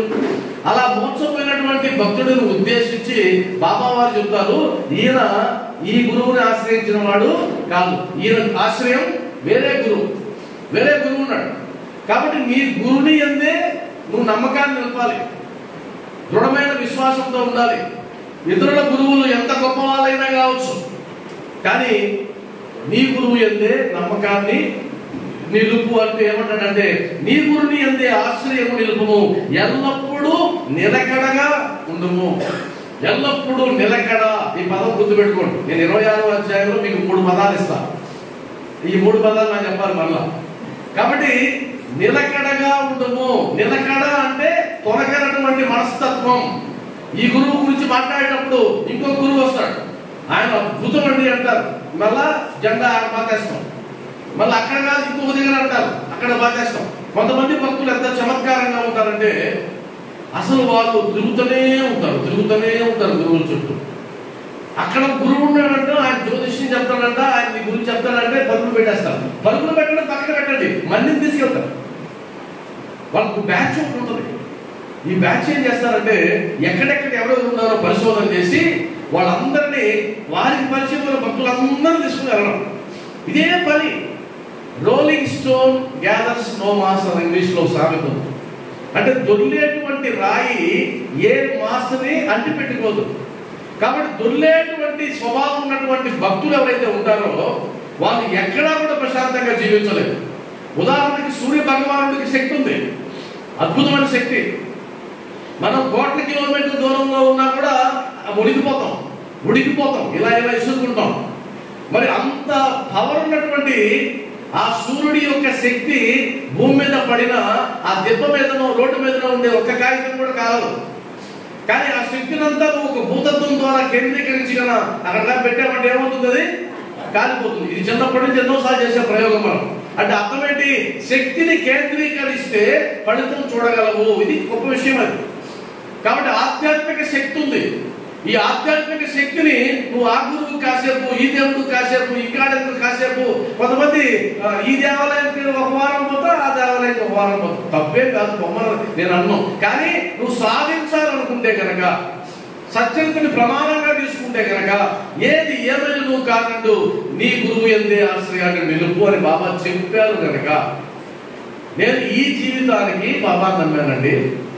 సార్ ఇందాకనే హరిహరరావు గారు అద్భుతమైన మాట అన్నారు. ఆయన అన్నది ఏంటంటే ఈ జీవితానికి బాబానే, ఇంకొకరు లేదు. అది ఇక్కడ ఈ అధ్యాయంలో చెప్పారు. ఈ జీవితానికి ఇది. ఎందుకంటే మీరేమన్నా ఒక 200-300 సంవత్సరాలు ఏమైనా ప్లాన్ చేసుకున్నారా? అదేం లేదు కదా. అలా ప్లాన్ చేసుకుంటే పొరపాటు కదా. అంతేం లేదు. ఇప్పుడు 60 ఏళ్ళు 70 ఏళ్ళు ఉన్న వాళ్ళు ప్లాన్ చేసుకుంటే, మహా ప్లాన్ చేస్తే 10 ఏళ్ళకి మీకు చేయకూడదు. మరి ఈ 10 ఏళ్లలో ఏం సాధిస్తాం? కనీసం చివరి 10 ఏళ్ళు, చివరి 20 ఏళ్ళు అయినా సరే ఫోకస్ గా పెట్టు, ఏకాగ్రతగా ఉండు. ఒక గురువు ఎంతే పట్టుకో, ఆయన పాదాలు పట్టుకో, సచ్చరిత్రను పోస్ట్ మార్టం చేయి, అధ్యయనం చేయి, సచ్చరిత్ర ద్వారా ఇది నాకు ఇచ్చాడని చెప్పు, దాన్ని ఆచరించు, జీవితం సరిపోతుంది. మనకు ఆధ్యాత్మిక గ్రంథాలు ఎన్నున్నాయి? సామాన్యమా? హిందూ ధర్మంలో మనకున్న పెద్ద శక్తి ఏంటంటే ఆధ్యాత్మిక వాంగ్మయం. మీరు మహాభారతం 1,00,000 శ్లోకాలు చదివి అర్థం చేసుకోవడం సాధ్యమా? సాధ్యమవుతుందా? మరి రామాయణం 1000 శ్లోకాలు సాధ్యమవుతుందా? పురాణాలు వేల శ్లోకాలు, వశిష్ఠ గీత 1000 శ్లోకాలు. మరి ఎంత వాంగ్మయం ఉంది! ఈ వాంగ్మయాన్ని అంతా మనం పట్టుబట్టడం మన వల్ల కాదు. కాబట్టి బాబా వారు చెప్పినట్టు ఇది నా నాణ్యము నా దగ్గరకు వచ్చింది, అది ఇంకొక నాణ్యం అయితే ఇంకో దగ్గర పోతుంది. నా జోబులో 100 రూపాయల కాగితం వస్తే అది నాది. ఇప్పుడున్న 100 రూపాయలు ఇంతకుముందు ఎవరి జోబులోనే ఉన్నది, నాకు అవసరంగా. ఇప్పుడు నా జోబులోకి వచ్చింది, నాది. కాబట్టి ఇంతకుముందు ఏ జన్మలో ఉన్నానో, ఏ ఉపాధిలో ఉన్నానో పక్కన పెట్టేసండి. ఇప్పుడు ఈ ఉపాధిలోకి వచ్చా. ఈ ఉపాధికి ఒక ఎక్స్పైర్ డేట్ ఉంది, దీనికి ఒక ఎక్స్పైర్ డేట్ ఉంది. 70 ఏళ్ళు 80 ఏళ్ళు ఏదో ఉంది, 90 ఏళ్ళు ఉంది. ఈ ఎక్స్పైర్ డేట్ అయ్యేలోగా దీన్ని అద్భుతంగా మొత్తాన్ని తెలుసుకోవడానికి ఉపయోగించలేను. అందువల్ల మనకు పరిమితి ఉంది. కాబట్టి నువ్వు కూడా నిన్ను పరిమితి చేసుకొని ఎక్కడ నీ మనసు నిలబడితే అక్కడ. బాబా వాళ్ళ సత్యంతులు ఏం చెప్తారు? బాబా నీకు గురువా కాదా ఎలా తెలుసుకోవాలి అని అంటే తెలుసుకోవచ్చు. బాబా ఎదురుగా నిలబడినప్పుడు నీ మనసు ప్రశాంతం అయిపోతే ఆయన నీ గురువు. కాబట్టి ఎలా తెలుసుకోవాలి అంటే ఎవరి సమక్షంలో నీ మనసు శాంతిస్తుందో అది నీ స్థానం. కాబట్టి బాబా సమక్షంలో నీకు శాంతి వస్తుంది అంటే కనుక ఆయన నీ గురువే. ఈ జన్మలో ఆయనే నీ గురువు. దాన్ని దృఢం చేసుకో. దృఢం చేసుకుని ఆయన పాదాలు గట్టిగా పట్టుకో. ఆ పట్టుకోవడం ఎలా ఉండాలంటే కేవలం భక్తిని ఆధారంగా చేసుకుని కాదు, భక్తికి జ్ఞానాన్ని జోడించి పట్టుకో. మనకు మొదటి అధ్యాయంలోనే పిడి ఉంది కదా, తిరగలి పిడి. అప్పుడు ఏం చెప్పారు? పిడి దేనితో సమానం? జ్ఞానం. జ్ఞానం లేకపోతే తిరగదు. అవునా? ఆడ గోధుమలు పిండవు. గోధుమలు అంటే మన కర్మలు అనుకుంటే కనుక మన కర్మలు నాశనం కావాలి అంటే కేవలం భక్తి ఉంటే సరిపోదు, జ్ఞానం అనేటువంటి పిడి కూడా ఉండాలని కుండబద్దలు కొట్టినట్టు చెప్పాడా లేదా? మరి జ్ఞానాన్ని పట్టుకో. జ్ఞానాన్ని పట్టుకుని ఈ జీవితంలోనే సాధించాల్సిందేదో తేల్చుకొని సాధించు. దానికి నీ శక్తియుక్తులన్నీ నువ్వు దానికి చెయ్యి. ఉదాహరణకి ఏమున్నాయి మన దగ్గర శక్తులు? మన దగ్గర ఏం శక్తియుక్తులు ఉన్నాయి? తను, మన, ధనాలు. శరణాగతి భావన అదే కదా. తనువు, మనసు, ధనము. తనువు అపరిమితమా పరిమితమా? శాశ్వతమా అశాశ్వతమా? అశాశ్వతం. ఇది ఎక్కువ కాలం ఉండదు. మరి ఇది ఉంటేనే కదా మనసు. ఇది లేకుంటే మనసు లేదు. ఇది ఎప్పుడైతే మూలాధారంగా ఉన్నటువంటి శరీరం అశాశ్వతమో దాన్ని అంటిపెట్టుకున్నటువంటి మనసు కూడా అశాశ్వతమే. ధనం శాశ్వతమా అశాశ్వతమా? అసలు దాని గుణమే అశాశ్వతం. అది అసలు ఒక దగ్గర ఉండనే ఉండదు, పాడుతుంది. ఈరోజు నీ దగ్గర ఉంటుంది, రేపు ఇంకోటి దగ్గర ఉంటుంది కదా. మరి అశాశ్వతమైనవే ఇవ్వమంటున్నాడు ఆయన. నీదంటూ ఏమి ఇవ్వమని అడగడంలే. నీదంటూ ఏది అడగల. మీరు అది గుర్తుపెట్టుకోవాలి. అయ్యా నేను ఏదో నీకు ఇచ్చాను సమర్పించాను అంటాం కదా, అసలు లేదు. నీదంటూ ఏమో సమర్పించడానికి అసలు ఏమీ లేదు, సున్నా. కాబట్టి నీ సున్నానే ఇవ్వమంటున్నాడు మహానుభావుడు. నీది కాని దాన్నే ఇవ్వరా అంటున్నాడు. అది ఇస్తే కూడా తృప్తి పడతాను అంటున్నాడు. కాబట్టి సాయిబంధులారా, నీ గురువునందే ఆశ్రయాన్ని నిలుపు. తక్కువ సమయం ఉంది కాబట్టి, ఉపన్యాసానికి కాదు, ఈ శరీరానికి తక్కువ సమయం ఉంది కాబట్టి ఈ తక్కువ సమయంలోనే సర్దుకోవాలి. ఉదాహరణకి నాకు 1.5 గంటల సమయం ఉంది, 8 అధ్యాయాలు ఉన్నాయంటే ఇప్పుడు ఎలా పరుగు పెడుతున్నాను? అలానే ఉంటుంది జీవితం. అంతే, అలానే ఉంటుంది జీవితం. నేను ఒక ఆయన, ఒక మిత్రుడు కనిపించి, ఆయన రిటైర్ అయిపోయి 5 సంవత్సరాలు అయింది. అంటే 62, ఒక 5, 67. ఆయన అన్నాడు, మామిడి పండు సీజన్ వచ్చింది కృష్ణ, బాగా ఇష్టంగా తింటున్నాను అన్నాడు. సార్ మీకు షుగర్ ఉంది కదా అన్న. ఉంటే ఏం లేదు. ఉంటే ఏంటి? షుగర్ ఉంది కదా, తినకూడదు కదా కృష్ణ. 67 ఏళ్ళు వచ్చాయి. ఇక మహా ఉంటే ఒక 5 ఏళ్ళు. ఈ 5 ఏళ్ళు మామిడి పండు తింటే తిరగకొచ్చి అంతపోతాం. అంటే ఆయన మామిడి పండుకు ఉపయోగించాడు ఆ సూత్రాన్ని. మనం దేనికి ఉపయోగించాలి? మామిడి పూతగా రాలకుండా ఉండడానికి ఉపయోగించాలి. రాలకుండా ఉండాలంటే ఈ సూత్రాన్ని ఉపయోగించాలి. కాబట్టి గుర్తుపెట్టుకోండి, నిలకడ, నమ్మకం, ఓపిక. ఇదేం చెప్తున్నానంటే, మరి ఎవరికైతే నమ్మకము ఓపిక కలదో వారిని తప్పక భగవంతుడు రక్షించును అని ఈ అధ్యాయంలో ఉంది. ఆ పారాగ్రాఫ్ లో నేను మళ్ళా చెప్తున్నా, ఎవరికైతే నమ్మకము ఓపిక నిలకడ ఉంటుందో వారిని భగవంతుడు రక్షించును అని సచ్చరిత్రలో ఆ అధ్యాయంలో ఉంది. కాబట్టి 3 గుణాలు ఉండాలి. 1 నిలకడ, 2 నమ్మకం. నమ్మకం అంటే కూడా ఒప్పుకోరు, దృఢమైన నమ్మకం. ఓపిక, ఓపిక అంటే కూడా ఒప్పుకోడు బాబా, సబూరి. మరి ఓపిక కూడా కాదు, సబూరి అంటే ఇష్టంతో కూడిన ఓపిక. తేడా ఉంది. నీ వంట గుర్తుపెట్టుకోండి, బాబా విషయంలో ఏది సాధారణంగా ఉండదు, ప్రతిదీ విశేషంగానే ఉండదు. మీరు దాన్ని పట్టుకుంటే కనుక. కాబట్టి అధికారం ఉంటే భగవంతుడు రక్షిస్తాడు అని చెప్పి ఆ అధ్యాయంలో చెప్పడం జరిగింది. ఆ తర్వాత అదే అధ్యాయంలో శ్యామ విష్ణు సహస్రనామ పుస్తకం అనేటువంటిది ఉంది. ఈ కథ ఎంతమంది తెలుసండి? చేయొద్దండి. శ్యామ విష్ణు సహస్రనామ పుస్తకం. ఇక్కడ హోదా లేదు, చేయొద్దంటే ఎత్తాల్సిందే. ఇక్కడ నా కోసం కాదు, అక్కడ కూర్చోవడం ఆయన కోసం. మరి ఎందుకు నాకు డౌట్ వస్తుంది, నేను తప్పు అంచనా వేసినానా అని అనుకుంటున్నా.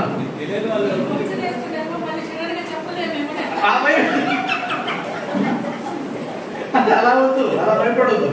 నేను మళ్ళా ఇంకొక అవకాశం ఇస్తాను. శ్యామ విష్ణు సహస్రనామ బంధ పుస్తకానికి సంబంధించి చరిత్ర ఎంతమంది తెలుసు? ఓకే, భయపడుతున్నారు. అసలు తమాషా ఏంటంటే ఇప్పుడు అన్నారు కదా, ఏమన్నారు, మీరు ప్రశ్నలు అడుగుతారేమోనని భయపడి చెయ్యలేదు. నేను పొరపాటు కూడా ఈ బైక్ మీకు ఆ డౌటే లేదు. ఎందుకంటే నాకుంటే సమయమే చాలా తక్కువ. నేను ఇంకొక విషయం చూడండి, అది ప్రశ్నలు అడిగే విషయం కానివ్వండి, లేదా జీవితంలో ఎదురయ్యే విషయాలు కానివ్వండి, మీరు ఏ మందిరానికి వెళ్ళే వాళ్ళైనా భయపడవచ్చు. జీవి యొక్క లక్షణాలలో ఆహారం, నిద్ర, సంభోగం, భయం. కానీ బాబా భక్తులకి ఆ నానుభూతి లేదు. నేనుండగా నీకు భయం లేదా అన్నటువంటి ఆయన పాదాలు పట్టుకొని, నాకు చిన్న చిన్న విషయాలకే భయం వేస్తుంది అంటే నటిస్తున్నావు, నువ్వు భక్తురాలు కాదు, నువ్వు భక్తుడు కాదు. భక్తులు ఎలా ఉండాలంటే నిర్భయంగా ఉండాలి, నిర్భయంగా ఉండాలి. శాస్త్రం ఏం చెప్పింది? అయ్యా భయపడడం నీ లక్షణం అని చెప్పింది. ఆహారం, నిద్ర, సంభోగం, భయం జీవి యొక్క లక్షణాలు అని చెప్తే బాబా ఏం చెప్పాడు? అరే భయం తీసిరా అన్నాడు. ఎంత గొప్ప విషయం అది. భయాన్ని పక్కన పెట్టాల.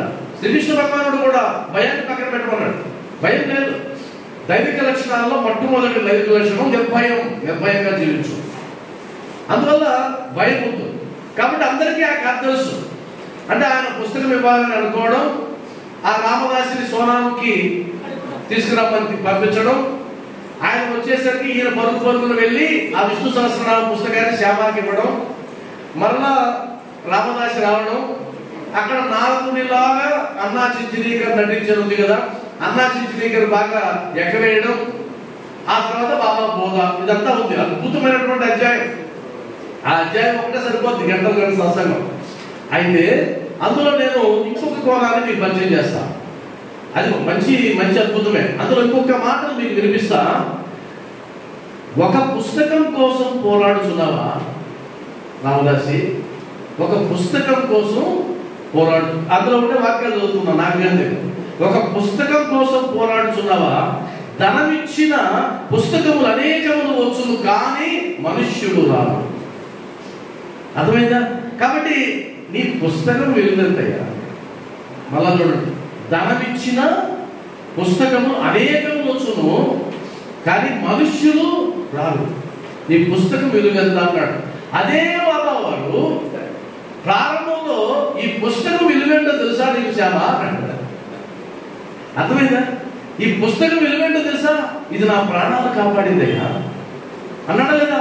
మరి కాసేపటి ముందు నా ప్రాణాలు కాపాడిన పుస్తకం అంటే బాబా, కాసేపటి తర్వాత ఈ పుస్తకం విలువెంత అంటే ఏంటిది? అర్థమైంది కదా? ఈ మధ్యలో ఉండే భావాన్ని నువ్వు తెలుసుకుంటే కనుక పుస్తకం విలువైనదే, కానీ మనుషుల కన్నా కాదు. అర్థమైందా? పుస్తకం విలువైనదే, కానీ మనుషుల కన్నా కాదు. మానవ సంబంధాలకి షిరిడీ సాయిబాబా ఇచ్చిన ప్రాధాన్యత అంత గొప్పది. నేను విగ్రహాన్ని అయితే ప్రేమిస్తాను, కానీ సాటి మనుషులు ప్రేమించనయ్యా అంటే నీ భక్తి నిజం కాదు. అంటే ప్రాణం ఉందో లేదో పక్కన పెడదాం. ప్రతిష్ఠ చేసాం, ప్రాణం ఉంది నాకు తెలుసు, కానీ వాడికి తెలియదు. మరి ప్రాణం ఉందో లేదో తెలియనటువంటి ఒక విగ్రహానికి నేను ప్రాధాన్యత ఇస్తాను, విగ్రహానికి సేవ చేయడానికి ముందుకు వస్తాను. నాలాగా జీవిస్తున్నటువంటి నా సాటి సోదరుడికి మాత్రం నేను పట్టించుకోను, వాడు ఏమైనా కూడా నేను వదిలేస్తాను అని అన్నట్లయితే కనుక నీకు భక్తి కాదు. వాస్తవానికి భక్తి ఉన్నది నన్ను నేను ఉద్ధరించుకోవడానికి అన్నారు కదా, ఉద్ధరేదాత్మనాత్మానం అంటే అర్థం ఏంటి? నన్ను నేను ఉద్ధరించుకోవాలి. అక్కడ నన్ను అంటే నేనెవరు? శాస్త్రం చెప్తుంది, నిన్ను నువ్వు ఉద్ధరించుకోమన్నారయ్యా, బయట వాళ్ళ గురించి ఉద్ధరించమన్నారా నిన్నేమన్నా అని అడ్డం పెట్టుకున్నట్లయితే కదా దాన్ని నేను అడుగుతున్నా, నువ్వెవరు? నువ్వు ఒక ఆత్మస్వరూపాన్ని. మరి నువ్వు ఒక ఆత్మస్వరూపాన్ని అయినప్పుడు నీ ఎదురుగా ఉన్న వ్యక్తి ఎవరు? ఆత్మస్వరూపమే. బాబా వారు తేల్చి పడేశాడు. కుక్కలో ఉన్నది, పిల్లిలో ఉన్నది, నల్లి దోమలో ఉన్నది అంతా నేనే. కుక్క ఆకలి తీరితే నా ఆకలి తీరుతుందని ప్రాక్టికల్ గా నిరూపించాడు కదా బాబా వారు. అంటే అర్థం ఏంటి? అందులో ఉన్న ఆత్మ నాలో ఉన్న ఆత్మ ఒకటైనప్పుడు, నాలో ఉన్న ఆత్మ నీలో ఉన్న ఆత్మ ఒకటైనప్పుడు మనిద్దరం భేదం ఎలా అవుతాం? మనం వేరేలా అవుతాం. కాబట్టి నన్ను ఉద్ధరించుకోవడం అంటే నాతో సమానంగా అందరినీ ఉద్ధరించడానికి నేను ప్రయత్నం చెయ్యాలి. దీనికే మనం పెట్టిన పేరు సమాజ సేవ. ఈరోజు ఇక్కడ ఎంతో మంది బాధ్యత తీసుకున్న వాళ్ళు ఉన్నారు. ఈ మందిర బాధ్యతలు, ఈ మందిరాన్ని వృద్ధి చేసిన వాళ్ళు ఉన్నారు. ఈ మందిరాన్ని వృద్ధి చేయడానికి వాళ్ళు పెట్టిన సమయాన్ని కనుక వాళ్ళు సొంతానికి పెడితే ఇంకాస్త ప్రయోజనకరంగా ఉంటుంది వాళ్ళ జీవితం. కానీ అలా అనుకుంటున్నారా? అలా అనుకోవడం లేదే. నేను ఒక్కడే బాగుపడడం కాదు, నేను ఒక్కడే లబ్ధి పొందడం కాదు, 10 మందికి ఆ లబ్ధి చేకూరాలి. అది వాళ్ళ విలువైన సమయాన్ని మొత్తం ఖర్చు పెట్టి చేస్తున్నారు కదా ఈ సేవ. ఈ సేవ ఎందుకు చేస్తున్నారు అంటే మనుషులతో మనం గమనించుకోవాల్సింది ఏంటంటే విలువైన వాళ్ళు మనతో పాటు. అంటే మనుషులు అంటే మనుషులే కాదు, చుట్టూ ఉన్న జీవరాశి అంతా కూడా విలువైనదే. నేనేమంటానంటే కొంతమంది ఉన్నారు పుస్తకానికి విలువిస్తారు, పుస్తకం కోసం కొట్లాడతారు. ఆ పుస్తకం కోసం కొట్లాడేటప్పుడు ఈ వ్యక్తి బాధపడతాడేమో, ఆ వ్యక్తి బాధపడతాడేమో కనీసం అనుకోరు. నా పుస్తకం గొప్ప అని వాదిస్తారు. వాదించు మంచిదే, కానీ నీ వాదన వల్ల ఇంకొక హృదయం బాధపడుతుంటే కనుక నువ్వు ఎవరికి విలువ ఇవ్వాలి అంటే మనిషికే విలువ ఇవ్వాలి, ఆ హృదయానికే విలువ ఇవ్వాలి. నువ్వు పుస్తకాన్ని ప్రేమించి మనుషులను దూరం చేసుకుంటావంటే అది నీ భక్తి ఎలా అవుతుంది? ఇది బాబా మార్గం కాదు.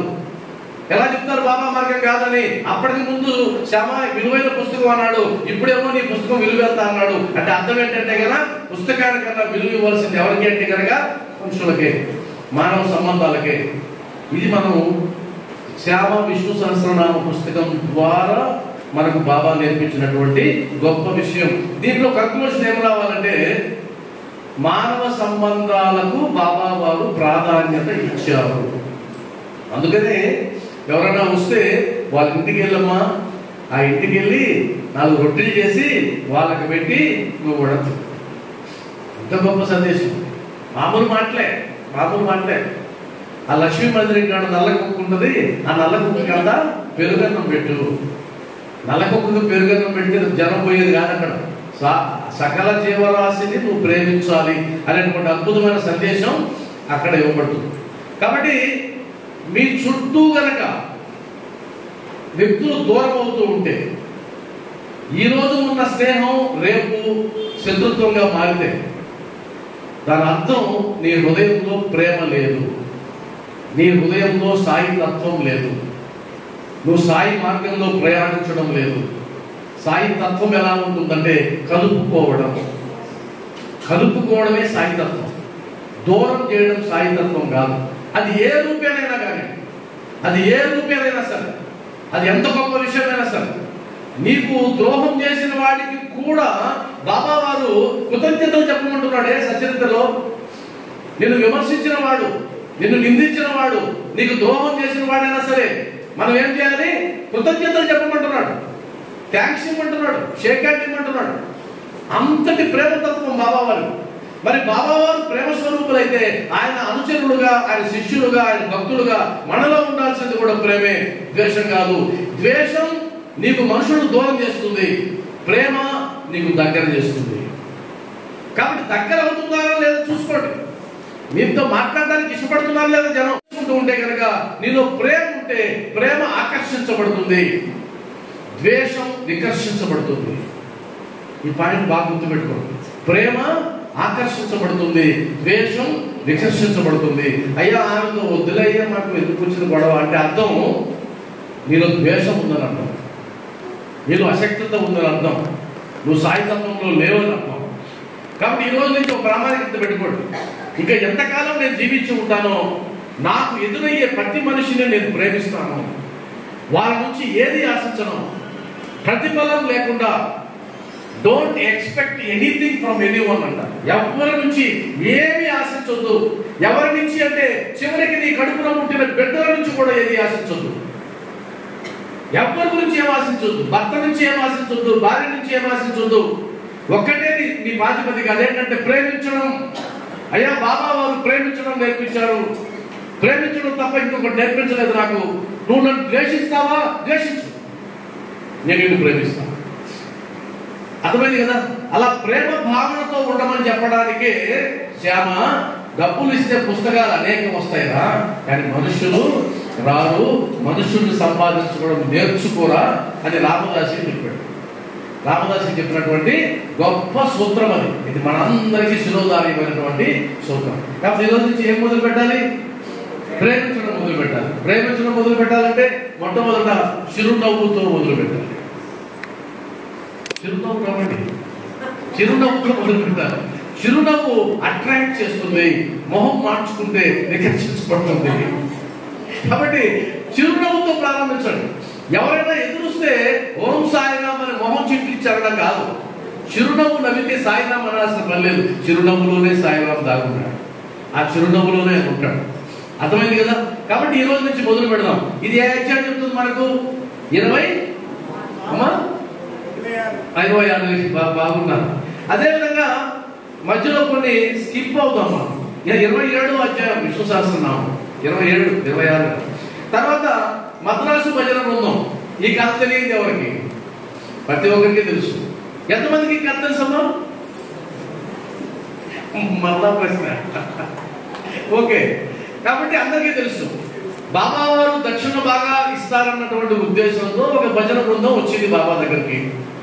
ఆ భజన బృందం యజమానికేమో ధనం మీద పిచ్చి, ఆమెకేమో బాబా మీద అనురక్తి, బాబా మీద ఆయన దైవస్వరూపుడు అనేటువంటి ఒక నమ్మకం ఉంది. ఇది కదా కథ. ఆ తర్వాత అందులో అద్భుతమైనటువంటి సన్నివేశాలు ఉన్నాయి. బాబాకి ఆ మద్రాసు భజన బృందం యజమాని జరిగే సన్నివేశం అద్భుతంగా ఉంటుంది. నేను ఆ జోలికి పోవడం లేదు. ఎందుకు పోవడం లేదంటే మీరు ఆల్రెడీ చదువుకుంటారు కాబట్టి మీకు తెలిసిన దాన్ని మళ్ళీ చెప్పడం ఎందుకు, నేను సమయం వృధా అనే ఉద్దేశంతో అందులో ఇంకొక కోణం ఉంది. ఆ కోణాన్ని మాత్రం నేను చెప్తున్నాను. మీకు వాస్తవమైనటువంటి కథ చెప్పలేదు కాబట్టి ఈ కథ ఇది తెలియదు అనుకోకండి. ఆ కథ తెలియ కాదు, కథ తెలుసు. అందులో అద్భుతమైన సూత్రం ఉందని కూడా తెలుసు. మీకు ఈరోజు కొత్త దాన్ని పరిచయం చేద్దాం అనుకుంటున్నా. ఉదాహరణకి బాబా వారు మసీదులో ఉన్నప్పుడు మద్రాసు భజన బృందం యజమాని ఆయన భార్య దర్శనానికి వచ్చినప్పుడు మద్రాసు భజన బృందం భార్యకు బాబా వారు ఎలా కనిపించారు? ఆయన చెప్తాడు, భార్య చెప్తుంది ఏమని? బాబా వారు నాకు శ్రీరామచంద్రుడుగా దర్శనం ఇచ్చారండి అంటారు. అప్పుడు ఆయన ఒక అద్భుతమైన లాజిక్ అంటాడు. చెప్పగలరు? మీరు పెద్దది అనుకోవద్దు, మీరు చదివిందే సచరితలో ఉన్నదే. అద్భుతమైన ఒక లాజిక్ ప్రశ్న వేస్తాడు. ఓసి పిచ్చిదానా అంటూ వేస్తాడు. అది కూడా చెప్తున్నా హింట్. అలా అది మామూలు సాధారణం. అదిగా ఆయన అన్న పాయింట్ ఏంటంటే, మా అందరికీ సాయిబాబా లాగా కనిపించిన బాబా నీకు మాత్రమే శ్రీరామచంద్రుడుగా ఎందుకు కనిపించాడు? అద్భుతమైన లాజిక్. ఇది సామాన్యమైన లాజిక్. దీని వెనక చాలా పెద్ద సూత్రాలు ఉన్నాయి. ఉదాహరణకి 50 మంది ఉన్నారు మసీదులో, బాబా వారిని చూస్తూ ఉన్నారు. అందరికీ ఎలా కనిపిస్తున్నాడు?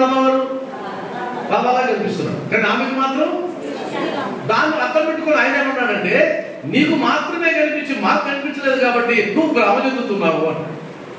నువ్వు భ్రాంతిలో ఉన్నావు, పిచ్చిదానా. ఒకవేళ ఆయన శ్రీరాముడుగా కనిపిస్తే నాకు కూడా కనిపించాలి కదా. ఎంత పెద్ద లాజిక్ ఉంటుంది. కానీ వాస్తవం ఏంటి? ఆ దర్శనం నీకు మాత్రమే ఉద్దేశించబడింది తప్ప ఇంకొకరికి కాదు. ఉదాహరణకి శ్రీకృష్ణ భగవానుడు ఒక్కడే, ఆయన ఒకే రూపం. అదే శ్రీకృష్ణ భగవానుడు యశోదమ్మకు ఒకలాగా కనిపించాడు, అవునా?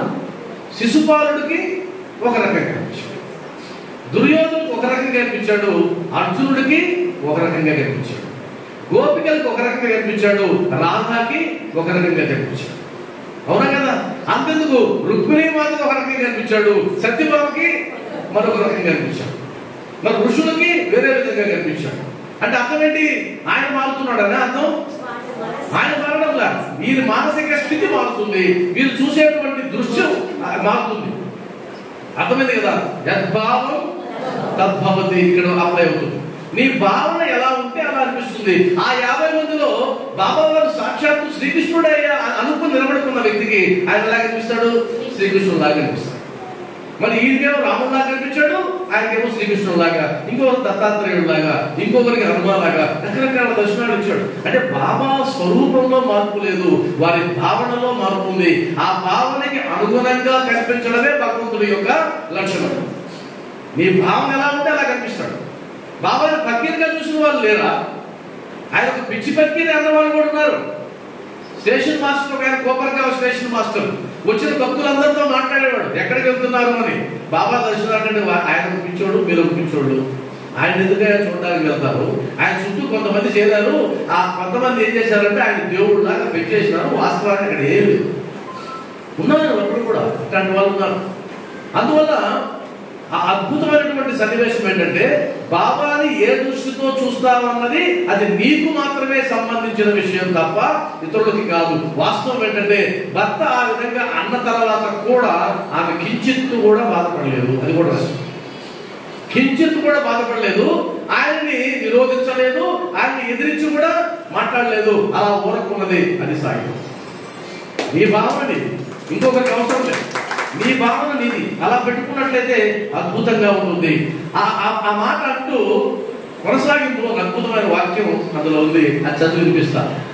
ఆమెకు శ్రీరామ దర్శనం అప్పుడప్పుడు ఇస్తుందని ఇస్తూ ఏమన్నాడంటే, అప్పుడప్పుడు తన మనసు ప్రశాంతంగా ఉండునప్పుడు, దురాశలు లేనప్పుడు అప్పుడప్పుడు దర్శనమిస్తూ ఉండేవాడు అన్నాడు. ఎవరు? రాముడు. రాముడు దర్శనం ఇచ్చేవాడు. ఎప్పుడు ఇచ్చేవాడు? ఆమె మనసు ప్రశాంతంగా ఉన్నప్పుడు, ఆమెకు దురాశలు లేవు. ఇక్కడ రెండు విషయాలు. మనసు ప్రశాంతంగా ఉండడం అన్నది అది స్వతహాగా ఉండే లక్షణం కాదు. మనసు స్వతహాగా ప్రశాంతంగా ఉండదు, అది కోతి. అవును కదా? మనసు ఒక కోతి. అది వెళ్తూ ఉంటుంది, అక్కడికి ఇక్కడికి వెళ్తూ ఉంటుంది. ఆ కోతిని కూడా ఆడించే ఒకడు ఉంటాడు కదా, యజమాని. ఆ యజమానిగా నువ్వు మారినట్లయితే అది నీ చేతిలో ఉంటుంది. కాబట్టి మనసు ప్రశాంతంగా ఉండాలంటే అది కుదురుగా ఉండాలి. అది కుదురుగా ఉండాలంటే దానికి అందాల్సిన ట్రైనింగ్ జ్ఞానం ద్వారా అందాలి. ఆ జ్ఞానం అందాలంటే నువ్వు సచరిత్ర పట్టుకోవాలి. ఆ సచరిత్ర పట్టుకుంటే కానీ నీ మనసు కుదుట పడదు. ఆ జ్ఞానం అందితే కానీ కుదుట పడదు. కాబట్టి మనసు ప్రశాంతంగా ఉండాలని చూసుకోండి. మన మనసులు ఎంత ప్రశాంతంగా ఉన్నాయి? ఇక్కడ 1.5 గంట ఉంటాం. ఈ 1.5 గంట ప్రశాంతంగా ఉందా? ఎంతమందికి ఉంది? ఎంతమందికి ఇంకొక అరగంట తర్వాత ఇలా చూసుకోరు? ఖచ్చితంగా చూసుకుంటారు. అంటే అర్థం ఏంటి? అప్పుడు చూసుకున్నప్పుడే రాలేదు ఆలోచన, ఇప్పటి నుంచి మొదలైంది. ఇప్పటి నుంచి మొదలయ్యి చాలా సమయం అయింది అనుకుంటూ మొదలైంది. అంటే అర్థం ఏంటంటే మనసు కుదురుగా ఉండే అవకాశం లేదు. దానికి నువ్వు శిక్షణ ఇవ్వాలి. సాధన అనే పేరు దానికి. తర్వాత దురాశలు లేనప్పుడు, అంటే దుర్బుద్ధి లేనప్పుడు, ఈ బుద్ధులు, గుణాలు, దుర్గుణాలు ఇవన్నీ మనతో పాటు ట్రావెల్ అవుతున్నాయి. అప్పటి నుంచి వస్తూ ఉన్నాయి. వాటిని చెక్ చేసుకుంటూ వెళ్ళాలి. ఆత్మ పరిశీలన చేసుకోకపోతే నీ బుద్ధి మారే అవకాశం లేదు. అండర్లైన్ చేసి పెట్టుకోండి. ఆత్మ పరిశీలన. ఇప్పుడు నేను ఎలా ఉన్నాను, ఎలా ఉండాలి? బాగున్నానా? సంతోషం. బాగలేదా? మారాలి.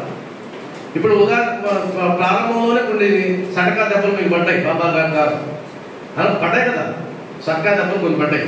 అది మీరు ఆలోచించాలి, ఆత్మవిమర్శ చేసుకోవాలి. నిజమా కాదా అలా ఆలోచిస్తూ వెళ్ళాలి.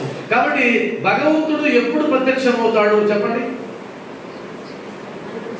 సత్యత్ర ప్రమాణం. దురాశలు లేనప్పుడు మనసు ప్రశాంతంగా ఉండాలి. అది అక్కడి నుంచి తీసుకోవాలి. మద్రాసు భజన బృందం నేర్పించినటువంటి గొప్ప నీతి ఏంటంటే భగవద్ దర్శనం ఎలా అవుతుందో తేల్చి చెప్పింది. ఇక్కడ వరకు ఓకేనా? తర్వాత 30వ అధ్యాయం కోసం చివరి 30వ అధ్యాయం. 30వ అధ్యాయంలో సప్తశృంగి దేవత కాకాజీ వైద్య అనేకసార్లు చదువుకుంటారు కదా. అదొక అద్భుతమైనటువంటి అధ్యాయం. అంటే నిత్యం తనను పూజిస్తున్నటువంటి పూజారికి వచ్చిన కష్టాలని తీర్చమని ఆయన వేడుకుంటే ఆమె బాబా దగ్గరికి వెళ్ళు, నీ కష్టాలు తీరుతాయి. అది ఎందుకు? మీరు ఎవరైనా చెప్పచ్చు. ఒక పూజారి ఉన్నాడు, నిత్యం ఆ తల్లికి పూజ చేస్తున్నాడు.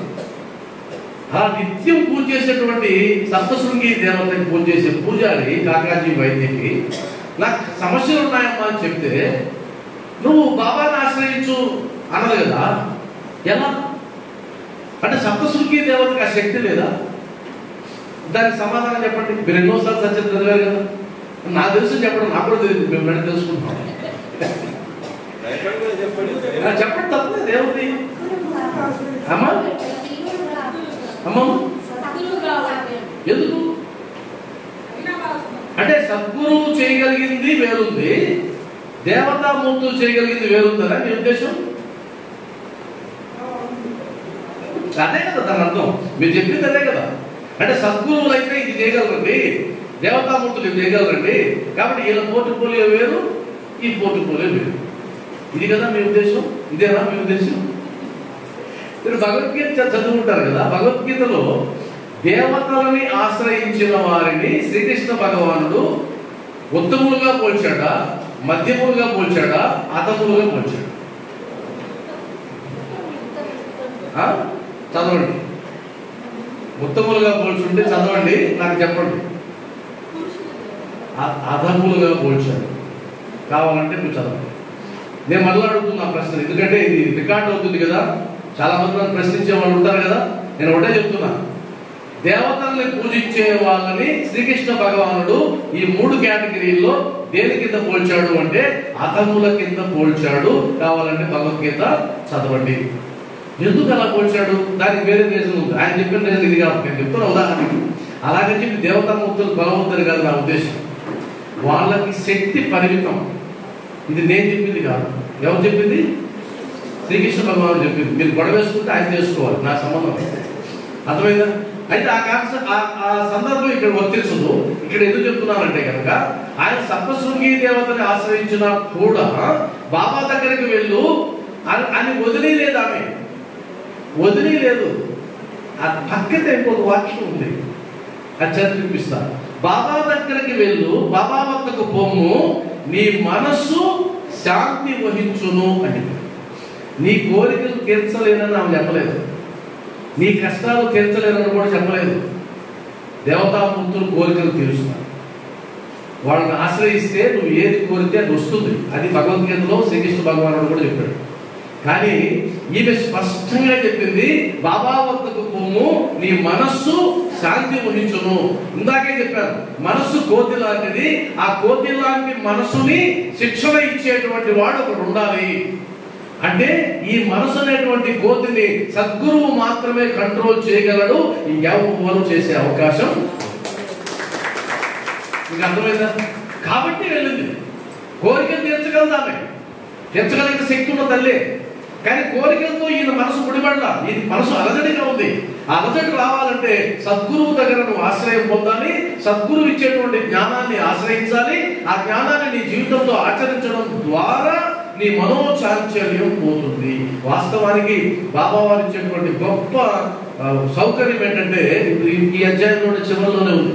అదేంటంటే కాకాజ వైద్య అనుభవం అనే దాంట్లో వారి దర్శన మాత్రముచే నా మనశ్చాంచల్యము పోయినది.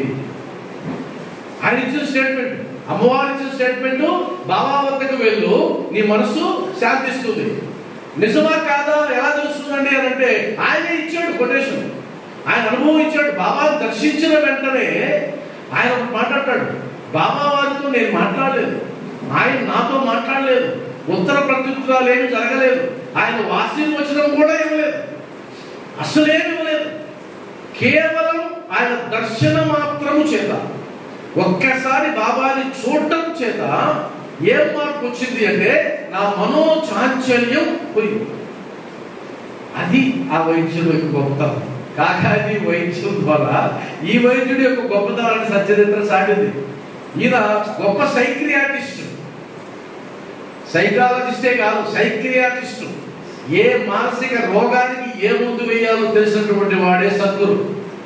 నువ్వు అక్కడికి వెళ్ళి నిలబడంగానే మొత్తం స్కానింగ్ చేస్తారు. మనం స్కానింగ్ చేయాలంటే అక్కడికి పోవాలి కదా, హాస్పిటల్కి వెళ్ళాలి, డబ్బులు కడితే స్కానింగ్ చేస్తారు. మీకు అది అవసరం లేదు. ఆయన ఎదురుగా మీరు నిలబడ్డారంటే స్కానింగ్ అయిపోతుంది.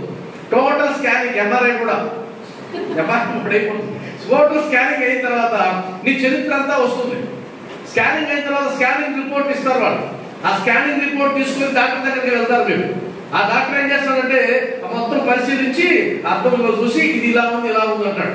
ఆయన చెప్పేది ఏంటంటే ఆ దేహానికి వచ్చినటువంటి రోగం గురించి చెప్తాడు.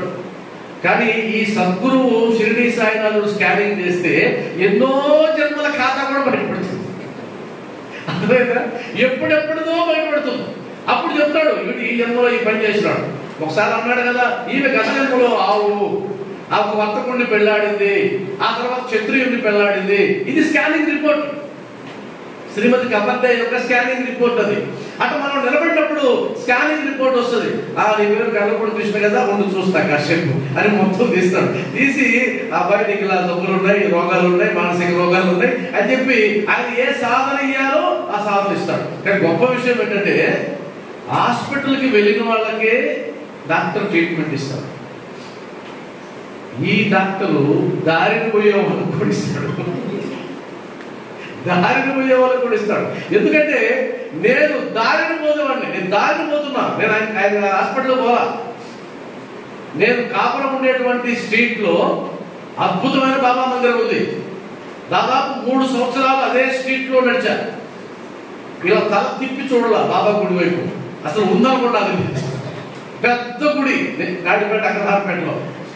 కానీ ఆయనకి నా రోగం అర్థమైంది. వీడికి ట్రీట్మెంట్ ఇవ్వాలనుకున్నాడు. ట్రీట్మెంట్ ఇవ్వాలనుకొని అక్కడి నుంచి స్కానింగ్ స్టార్ట్ చేసినాడు. స్కానింగ్ స్టార్ట్ చేసి వీడిని హాస్పిటల్ రమ్మంటే రాడు, కాబట్టి వీడిని తిడితే రాడు, కాస్త మంచిగా చేసుకుని పిలుచుకోవాలనుకున్నాడు. ఆ తర్వాత వీడిలో ఏం టాలెంట్ ఉందో స్కానింగ్ చేశాడు. వీడు పాటలు పాడగలడు, స్కానింగ్ అయింది, కనుక్కున్నాడు ఆయన. అయితే వీడిని దెబ్బ కొట్టాలంటే పాటల ప్రోగ్రాం అప్పుడు వీడిని లాగాలనుకున్నాడు. గురు పౌర్ణమి రోజు పాటల ప్రోగ్రాం జరుగుతావు. అప్పుడు నాలో ప్రేరేపణ కల్పించాడు, రా పాడు పాట. నేను వెళ్ళి పాట పాడాను. అంటే లాక్కున్నాడు లోపలికి. పాట పాడిన తర్వాత అయిపోయింది కదా చెకింగ్. ఆ తర్వాత పక్క రోజు పంపించాడు అలాగే కమిటీ వాళ్ళని పంపించి ఒక పుస్తకాన్ని ఇచ్చి వచ్చే గురువారం సత్సంగం చెప్పండి అన్నారు. అర్థమైందా? ఎంత పెద్ద ప్లాన్ అది. నేను సత్సంగం చెప్పడం లేదయ్యా, నేను అసలు నమ్మనైంది. నేను జన విజ్ఞాన వేదికలో పనిచేసిన వాడిని, నేను నమ్మను. కాబట్టి సత్సంగం అనే పదం కూడా నాకు తెలియదు, నేను చెప్పేది ఏంటి అని అంటే వాళ్ళు నాకు తెలియదండి ఏంటి ఈ పుస్తకం చదవడానికి పుస్తకాలు పెట్టి చెప్పి సరే మీ కర్మ కలమను. రాత్రి పడుకొని 10 గంటలప్పుడు ఏంటో చూద్దాం చదివితే ఏం పోయింది, ఇదేమని కల్పించాను. అయితే చదవడం మొదలుపెట్టిన తర్వాత వచ్చే గురువారం కూర్చొని ఉన్నాడు. 500 మొదలైన సత్సంగం 100 మందికి వెళ్ళింది. అర్థమైందా? కాబట్టి డాక్టరు తన దగ్గరికి వచ్చి ఫీజు కట్టి వాళ్ళకి మాత్రమే ట్రీట్మెంట్ ఇస్తాడు. ఈ కలియుగ సద్గురు అనేటువంటి వైద్యుడు దారిని పోయే వాళ్ళకి కూడా ట్రీట్మెంట్ ఇస్తాడు. ఎలా ఇస్తాడో తెలుసా? కాలికి దారం కట్టి లాగి మరి ఇస్తాడు అని చెప్పి మాట. పిచ్చుక కాలికి దారం కట్టి మరి లాగుతానన్నాడు. అలా లాగిపడిన వాళ్ళే మనందరం. మీరు ఒకటి గుర్తు పెట్టుకోండి. ఆ పదాన్ని ఒకసారి చెప్పండి. వాళ్ళు పిచ్చుక చెప్పండి. పిచ్చుక కాలికి దారం కట్టి లాగడం, అదే కదా పదం. లాగడం అనే కదా ఉంది. లాగడం అనే పదాన్ని తెలుసుకుంటారు. ఇప్పుడు మిమ్మల్ని నేను లాగాను అనుకోండి. లాగడం అంటే ఏంటి? ఉదాహరణకి మీరు రండి సార్ పోదాము అన్నారు అనుకోండి, అదొక రీతి. మీరు రండి సార్ అక్కడ పోదాం, శివాలయానికి పోదాం రండి అన్నారు, పోదాం. లాగితే అది లాగడం అంటే అర్థం ఏంటంటే నీ ఇష్టాలతో సంబంధం లేదు, నువ్వు వద్దనుకున్నా లాగుతాడు. అది లాగడం అంటే అంత అద్భుతమైన పదం అది. కాబట్టి దారం కట్టాడు, కట్టిన విషయం కూడా తెలియదు, లాగాడు, లాగిన విషయం కూడా తెలియదు. కూర్చున్న తర్వాత మాత్రమే తెలిసింది. ఇప్పుడు అలా వచ్చిన వాళ్ళు కాబట్టి అలా లాగబడిన వాళ్ళం. కాబట్టి లాగబడ్డం అంటే అర్థం ఏంటంటే, దారం కట్టడం అంటే అర్థం ఏంటంటే మనల్ని బాబా వారు ఎంచుకున్నారు. అంతేనా? పెళ్లి మండపంలో ఉన్న వాళ్ళందరికీ తాలిపట్టు కట్టాడా వెలుకుమారు? ఆయన తాళందండి నాకాడ కట్టేస్తా, కుదరదు. ఎంచుకున్నాడు ఆమెని. ఆమె వధువు, ఆమె పక్కన ఉంది, ఆమెకి మాత్రమే కట్టాలి. కాబట్టి కనిగిరిలో ఇంతమంది, మార్కాపురంలో ఇంతమంది ఉంటే మన తాడు కొంతమందికే కట్టాడే. అవునా? మనకైనా మామూలు తాడు కట్టాడు, వీళ్ళకి పొలుపు తాడు కట్టాడు. అధ్యక్షుల వారికి వీళ్ళకి పెద్దలు వీళ్ళందరూ ఉన్నారు కమిటీ వాళ్ళు, వీళ్ళకి మామూలు తాడు సరిపోతుంది, పొలుపు తాడు పెట్టారు. పొలుపు తాడు అంటే తెచ్చుకోలేదు. ఇంకా మనం మామూలు తాడు అనేది అప్పుడప్పుడు నింపేసి వెళ్ళిపోతూ ఉంటాం, కానీ ఇక్కడ కుదరదు. కాబట్టి తాడు కట్టడంలో కూడా ఉంది. ఇంకా పొలుపు తాడే కాదు, ఆ ముడి కూడా బ్రహ్మముడి వేసాడు. బ్రహ్మముడి వేస్తే ఇంకా అంటే ఈ దేహం ఉన్నంత వరకు ఈ ముడి నువ్వు ఎప్పలేవు పోవన్నాడు, అంతే అయిపోయింది. కాబట్టి మనందరం కూడా పిచ్చుకలమే, మనందరికీ తాడు కట్టబడ్డాయి, మనందరము లాగబడిన వాళ్ళమే. అలా లాగబడడం ఎందుకంటే ఈ జన్మను చరితార్థం చేసుకోవడానికి, ఈ జన్మలోనే ఈ తుది జన్మగా చేసి ఆ ముక్తిలో మోక్షాన్ని పొందడానికి, అది పొందలేకపోయినా కనీసం సచ్చిదానందాన్ని పొంది మనం కన్ను మూసేటప్పుడు తృప్తిగా ప్రశాంతంగా ఈ జీవితాన్ని అద్భుతంగా జీవించాను, ఒకరికి మేలు చేసేది కానీ నేను ఎవరికి కీడు చేయలేదు, బాబా మార్గంలో నేను ప్రయాణించాలని అలా ఆనందంగా కన్ను మూసి, ఆ కన్ను మూసే లోపు ఒక క్షణం లోపు బాబా వారు మీ కంటికి కనిపిస్తే అప్పుడు మీరు సాయిలో ఐక్యం అవ్వడం ఖాయం. అర్థమైందా? కాబట్టి సాయి బంధువులారా 9 అయింది, అందువల్ల ఇక మిగతా కార్యక్రమం కూడా ఉంది. కాబట్టి 8 అంశాలు నేను కవర్ చేశాను అంటే చేయలేదు, అందులో ముఖ్యమైన అంశాన్ని మాత్రమే కవర్ చేశాను. మీరు గుర్తుపెట్టుకోండి, 51 అధ్యాయాల సారాంశాన్ని నేర్చుకోవడానికి, జీవితంలో ఆచరించడానికి ఈ జీవితం సరిపోతుంది అనే భావనతో ముందుకెళ్ళండి. భగవద్గీత చదవండి, రామాయణం చదవండి, మహాభారతం చదవండి, ఎప్పుడు అవకాశం ఉంటే అప్పుడు చదవండి. గ్రంథాలు శ్లోకాలు చదవకపోయినా అందులో ఉండే సారాంశాలను చదవండి. మనం హిందువులుగా పుట్టినందుకు, హిందూ ధర్మంలో ఉన్నందుకు మన ఆస్తి ఆధ్యాత్మికతే. ప్రపంచానికి లేని ఆస్తి మనకు దక్కింది. వాస్తవంగా చెప్పాలంటే ప్రపంచంలో ఎక్కడైనా పుట్టచ్చు, ఎందుకంటే 84 లక్షల రకాల జీవరాశులే కాదు, ఈ భూగోళం అంతా కోట్ల మంది ఉన్నారు. 250 పైగా దేశాలు ఉన్నాయి. ఇప్పుడు ప్రస్తుతం 750 కోట్ల మంది ఈ గాలిలో వేలాడే భూమి మీద నివసిస్తున్నారు. ఆ తర్వాత కనిపించిన గోళాలు మనకు తెలియదు. ఈ 750 కోట్ల మంది విస్తరించినటువంటి ఈ భూగోళం మీద, ఈ భూమి మీద, ఈ నేల మీద, భరతమాత గడ్డ మీద మనం పుట్టడం అన్నది మనం ఎన్నో జన్మల పుణ్యం. కావాలంటే టీవీ పెట్టండి, ఆ గాజా అనే ప్రాంతంలో పడుతుంటాయి బాంబులు, ఒకసారి చూడండి.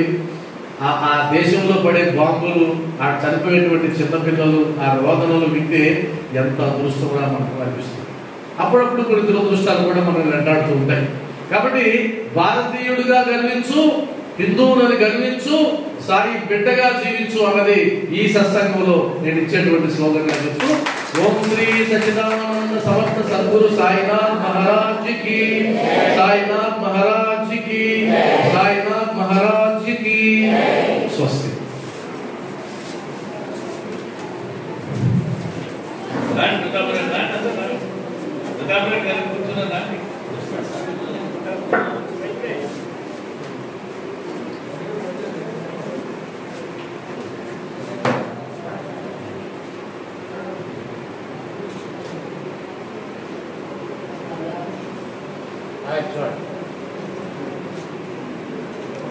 అమ్మా మీరు కూడా పైకి రావాలి, మా మహిళా కమిషన్ ఫోటో తీసుకోవాలి. ఇది కాకపోతే మాకు మా మీద మెజారిటీ ఎక్కువ, వాళ్ళ మాట మేము వినాలి, వాళ్ళ మాట మేము వింటేనే మేము ముందు దాన్ని మహిళా కమిషన్ సభ్యులందరూ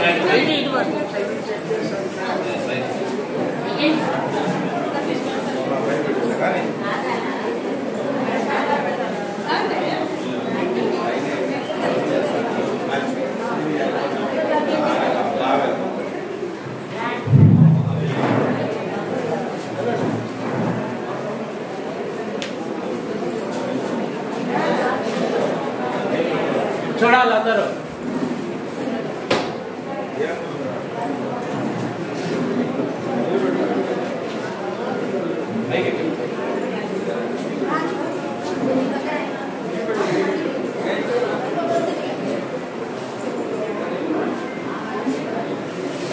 చూడండి కూర్చోండి.